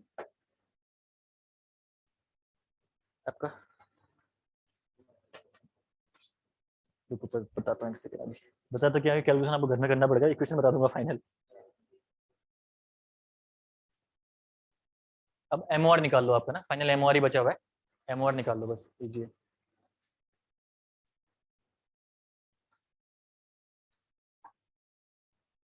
कैलकुलेट कैसे करो देखो ना, एक काम करो, आप क्या करिए, पहले इन तीनों को मल्टीप्लाई करो, माइनस इन तीनों को मल्टीप्लाई करो 1 2 3, ठीक है, माइनस करके ये, लेकिन ये बाई 2 करना मत भूलना वहाँ पे, ठीक है। प्लस पूरे टर्म से सेपरेट कर लो यहाँ से, यहाँ पे देखो 1 2 3, इसको मल्टीप्लाई करो, बाई 2 करना मत भूलना यहाँ पे भी, फिर 1 2 3 सॉरी 1 2 3 डिवाइडेड बाई 2 करना है यहाँ पे भी। सारे टर्म सेपरेट हो गए। उसके बाद आपका यहाँ पे भी पहले ही फर्स्ट टर्म से, फिर उसके बाद इसका सेकंड टर्म से, देन उसके बाद जस्ट आपको लेफ्ट राइट बस वही तो करना है, अरेंज तो करना है, उसके बाद कुछ करना थोड़ी ना इसमें। मतलब तुम्हारा ये होने वाला है कि एग्जाम में क्वेश्चन आ गया, प्रोसीजर तो पता चल जाएगा, मतलब कैलकुलेशन में गलती करके आ गया पूरा क्वेश्चन।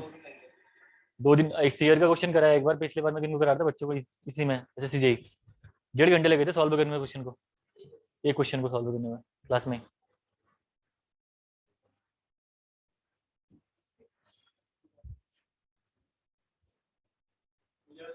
हाँ 207 है, एग्जैक्ट है 207, ठीक है। मैं इक्वेशन लिख रहा हूँ, घर में इसको ट्राई करना, ठीक है ना, इक्वेशन फाइनल लिख रहा हूँ मैं अभी, घर में जाके आप इसको प्रॉपर तरीके से ट्राई करना, इक्वेशन निकालना है इसकी। इक्वेशन आपकी आ रही होगी एक्स ए स्क्वायर प्लस कितना 875 ना, मतलब जितना भी आएगा आप लोगों को, ठीक है, आसपास आएगा 875.55 एक्स ए माइनस ऑफ 224,832 ना 0.31, इतनी इक्वेशन बन के आएगी। जब आप इसको सॉल्व करोगे तो वैल्यू ये आ रही 207.1 ना 0.5 207.5, इतनी आई आपकी वैल्यू एक्स ए की जब आप कैलकुलेट करोगे। इसको आप ट्राई करना घर में, ठीक है ना, ये आप घर में ट्राई कर लेना, एक्स ए कितना निकल के आ रहा है, इतना ही निकल के आएगी। इक्वेशन ट्राई करना कि ये बन के आए आपकी इक्वेशन फाइनल, ठीक है। ये आपका एक्स ए निकल गया, एक्स ए निकल गया तो आप देख पा रहे होंगे एक्स ए 207.5 निकला है, यानी 140 से ज्यादा ही निकल रखा है।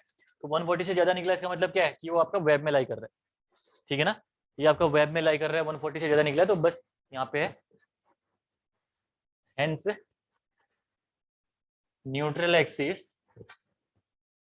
is lie neutral axis lies in web, ठीक है। तो जो वेब वाले फॉर्मूले हैं उनसे प्रोसीड करिए, इसके बाद के जो भी आपके कॉन्सेप्ट हैं। सबसे पहले आपको क्या निकालना है, स्ट्रेसेस निकालने पड़ेंगे CA और C1, ठीक है।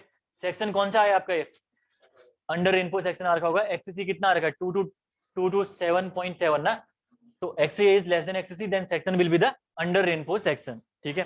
फोर्थ में आपको निकालना है स्ट्रेसेस, कौन सा स्टेप था ये, थर्ड स्टेप ना।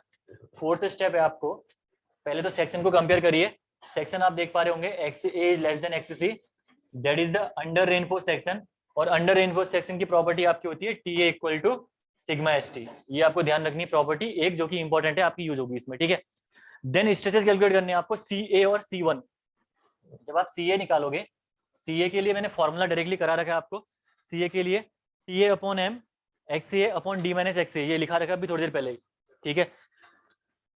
तो TA की जगह क्या हो जाएगा, सिग्मा ST, है ना, मैं लिख रहा हूँ sigma ST upon M D minus XA into XA, ये हो गया आपका। देन सिग्मा ST यहाँ पे FE 500 है ना, 275, FE 500 है तो सिग्मा ST 275 होगी आपकी, 275 डिवाइडेड बाई M आपने 8 निकाली दिया है, स्मॉल d आपका 900 है, XA आपका 207.5 निकाला आपने, ठीक है, इनटू अगेन आप 207.5 करिए, तो ये वैल्यू निकालना चाहिए। देन उसके बाद आप निकालोगे C1 स्ट्रेस भी निकालना है आपको, C1 स्ट्रेस निकालने के लिए आपका 10.3 ना, राइट है, एग्जैक्ट है, ठीक है, 10.3 न्यूटन पर mm स्क्वायर, ठीक है, ये आ गया CA। उसके बाद आप निकालिए C1 के लिए फॉर्मूला होता है XA minus DF upon XA into CA, अब भी करा रखा है मैंने 3 पॉइंट, हाँ ये भी सही है, गुड। C1 निकाला आपने CA upon XA into XA minus DF, XA minus DF, जब आपने ये फॉर्मूला रखा तो CA आपका निकाल रखा आपने 10.3 डिवाइडेड बाई XA आपका है 207.5, यस 207.5, XA अगेन आपका 207.5 माइनस DF आपका कितना था 140, ये कितना बोला आपने 3.35 न्यूटन पर mm स्क्वायर, ये निकल गई आपके CA और C1 की वैल्यूज। देन फाइनल में आपको निकालना है मोमेंट ऑफ रेजिस्टेंस, ठीक है ना, उसके लिए मैं यहाँ पे कैलकुलेट कर रहा हूँ, इसको हटा रहा हूँ, ठीक है, डायग्राम पे रखते हैं।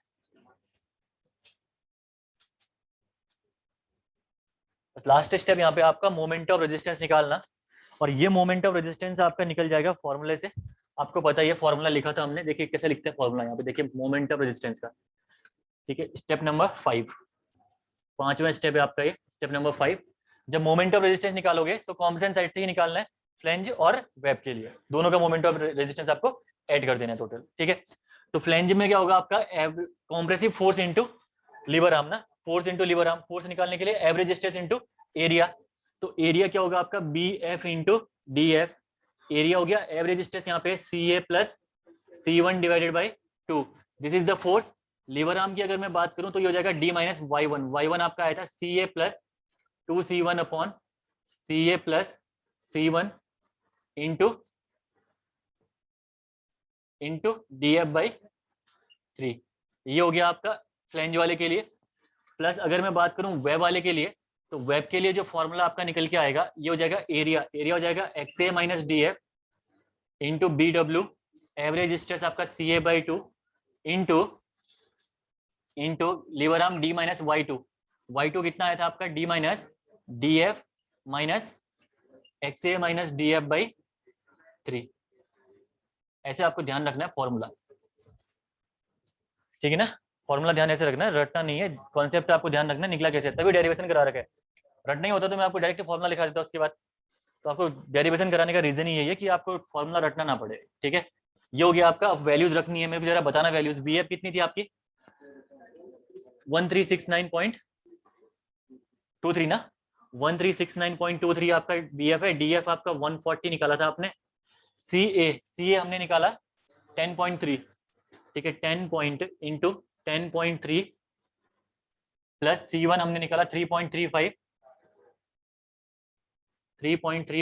डिवाइडेड बाय 2, ये हो गया आपका ये वाला टर्म, ठीक है, ये टर्म हो गया। देन उसके बाद D माइनस D आपका 900 माइनस C1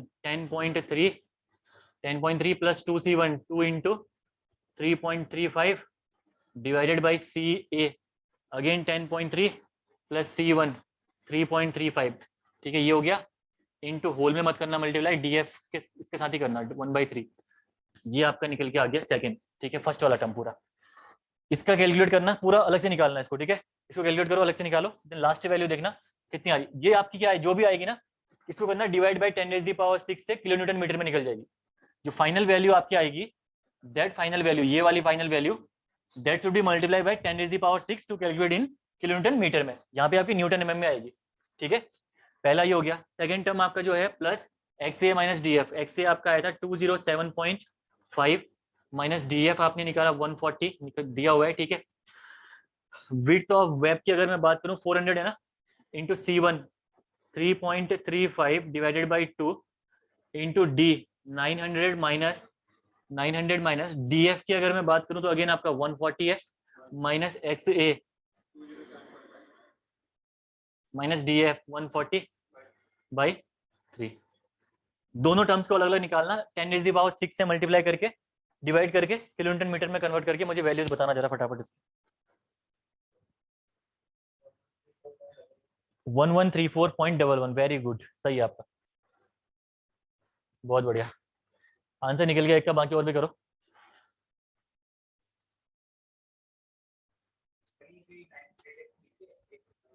कौन सी? अच्छा, ये वाली,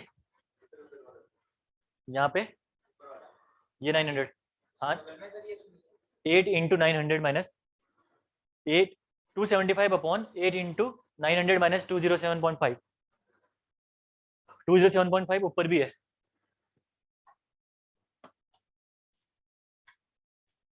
और लोग भी कैलकुलेट करो, एक का आ गया कैलकुलेट करके, पॉइंट ऊपर नीचे हो रहा है, बाकी सही है, गुड, ठीक है, बढ़िया चलेगा, कोई नहीं, इतना चलता है, मतलब ना पॉइंट में हो गया 11 130 11 ऐसा आ गया, फिर भी चलता है, इतना तो आंसर सही हो जाता है। डिजाइनिंग के क्वेश्चन है, उसको भी पता है यार, इतनी एक्यूरेसी मतलब एग्जाम में मेंटेन करनी है ना। हाँ, तो कोई दिक्कत नहीं है वो, लेकिन ये है कि ऐसा ना हो कि 1130 की जगह 2130 आ जाए तो वो गड़बड़ हो जाएगी आंसर। ठीक है ना, उसके बाद एग्जामिनर हार्ट अटैक तुमको देगा ना, वो जब मार्क्स नहीं देगा तो हार्ट अटैक उसको थोड़ा आएगा।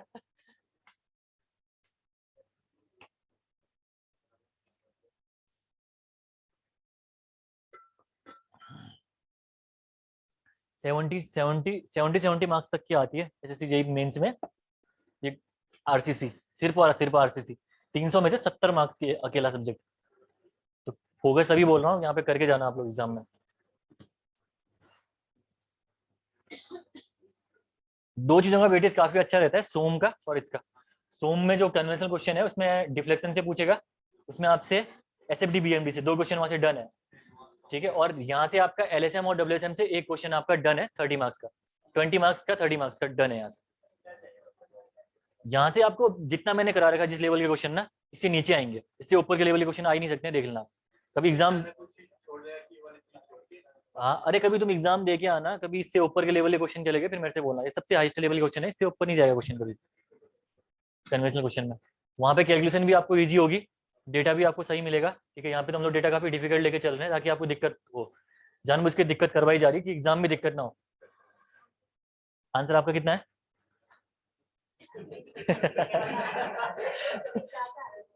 कितना? न्यूटन आपका किलो न्यूटन मीटर में वो करिए ना, कन्वर्ट करिए, डिवाइड बाय 10⁻⁶। हाँ 869, नहीं थोड़ा ज्यादा 11 कुछ करके आ रहा है, 1134। हाँ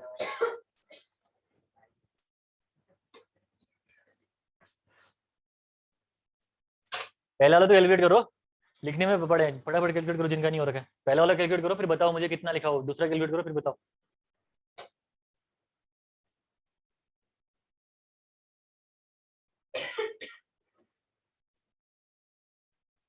बीटेक में कैलकुलेटर कम चलाएगा तुम लोगों ने, कई लोगों को कैलकुलेटर की थोड़ा दिक्कत है, कैलकुलेटर खरीदा ही नहीं बिना कैलकुलेटर से काम करते थे न्यूमेरिकल क्वेश्चन नहीं आते थे एग्जाम में? आते तो होंगे फाइनल में, डिजाइनिंग तो आती होगी, वो तो कह रहा हूँ। अच्छा, एग्जाम में ले जाना भूल गए, क्या करके आंसर फिर? अच्छा, हाथ से करके पास हो गया, गुड यार। आइंस्टीन के स्टीफन हॉकिंस मतलब चले तो गए थे, लेकिन वक्त छोड़ के गए अपना पीछे। वंशज वंशज बोल सकते हैं ना, वंशज छोड़ के गए पीछे। स्टीफन हॉकिंस का कहते थे ना, मतलब कि जो कैलकुलेशन से तुम लोग कैलकुलेटर से करते हो, वो अपने माइंड से, मतलब पूरे स्पेस की जितनी कैलकुलेशन है ना, पूरी कैलकुलेशन अपने माइंड से करते थे वो लोग। स्टीफन हॉकिंस, नाम सुना ही होगा। हम्म।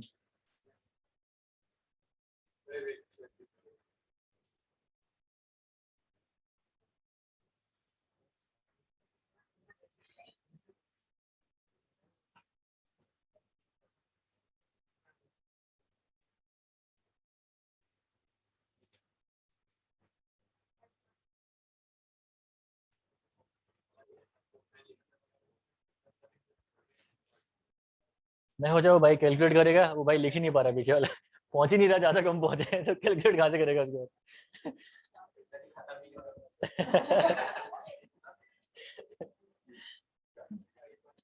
ऐसे ही है भाई आरसीसी, तभी ध्यान रखना जरूरी है आरसीसी में पढ़ते पढ़ते टाइम पे। मेन चीज ये कन्वेंशनल अप्रोच लेके नहीं चलता तो ये कुछ भी नहीं कराना पड़ता, सब छोड़ देता। लेकिन अब ये है कि एग्जाम में फिर कन्वेंशन कहाँ से पढ़ोगे उसके बाद में, है ना। उसके बाद अब निकल गया प्रीलिम्स तो फिर तो पढ़ना पड़ेगा आपको। और अगर कन्वेंशनल क्वेश्चन एक प्रॉपर तरीके से लगा लिया ना, तो ऑब्जेक्टिव कभी रुकेगा भी नहीं। आता ही नहीं न्यूमेरिकल, तो आप ध्यान रखना डब्ल्यूएसएन में न्यूमेरिकल।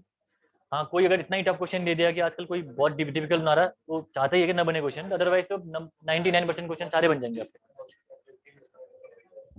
पूरा क्लियर 99% बोलता रहा हूँ, ऑब्जेक्टिव इससे ज्यादा कुछ नहीं आना। कन्वेंशनल में, कन्वेंशनल में कट ऑफ यार आजकल, पहले तो कम जाती थी हमारे टाइम पे, 120 130 जाती थी। आजकल जितना मुझे सुनने में आ रहा है, मैंने आज बहुत टाइम से चेक नहीं किया पिछले 1-2 साल से, 160 170, हाँ 300 में से, हाँ 170 180 के अराउंड जा रही है शायद आजकल।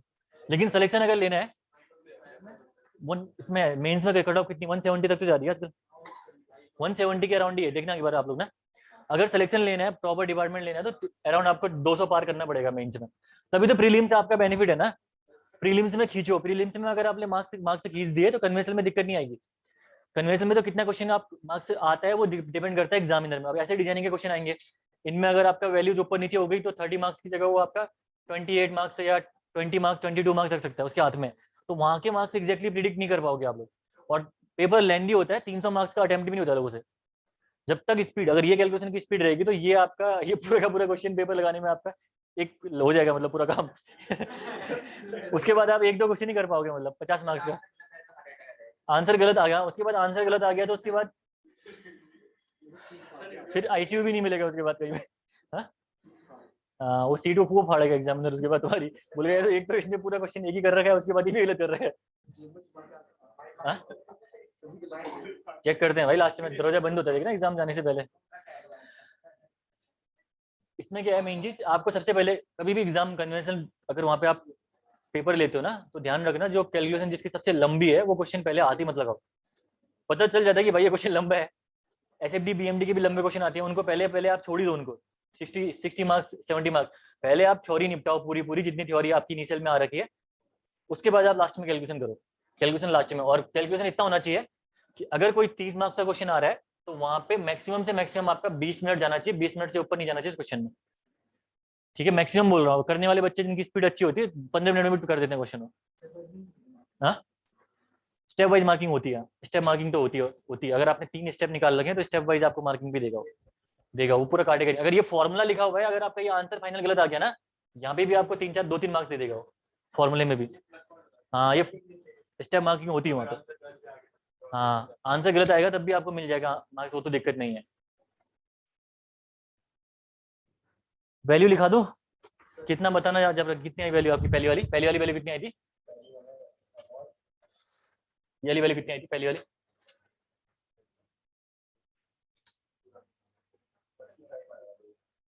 क्या 2 मल्टीप्लाई में? 133? नहीं यार, कम आ रहा है तुम्हारा तो। 1600 थोड़ा ज्यादा चले गया।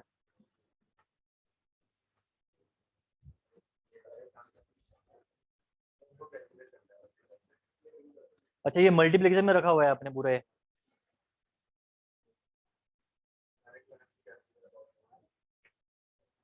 ये आपने एग्जैक्ट निकाला ना वैल्यूज, इन दोनों को कैलकुलेट करके डिवाइड बाय 10⁶ करके बताना मुझे जरा। इन दोनों को कैलकुलेट करो फिर डिवाइड बाय 10⁶ करके, वो फाइनल होगा आपका ना। पहले वाला टर्म में भी वही करना, सेकंड वाला टर्म में भी वही करना, ठीक है। अगर आप इसको यहाँ देखना तो होल को कर देना लास्ट में 10⁶ से मल्टीप्लाई, ठीक है ना, ध्यान रखना। 1101.48.487 किलो न्यूटन मीटर, ठीक है, ध्यान रखना है। प्लस सेकेंड वाला टर्म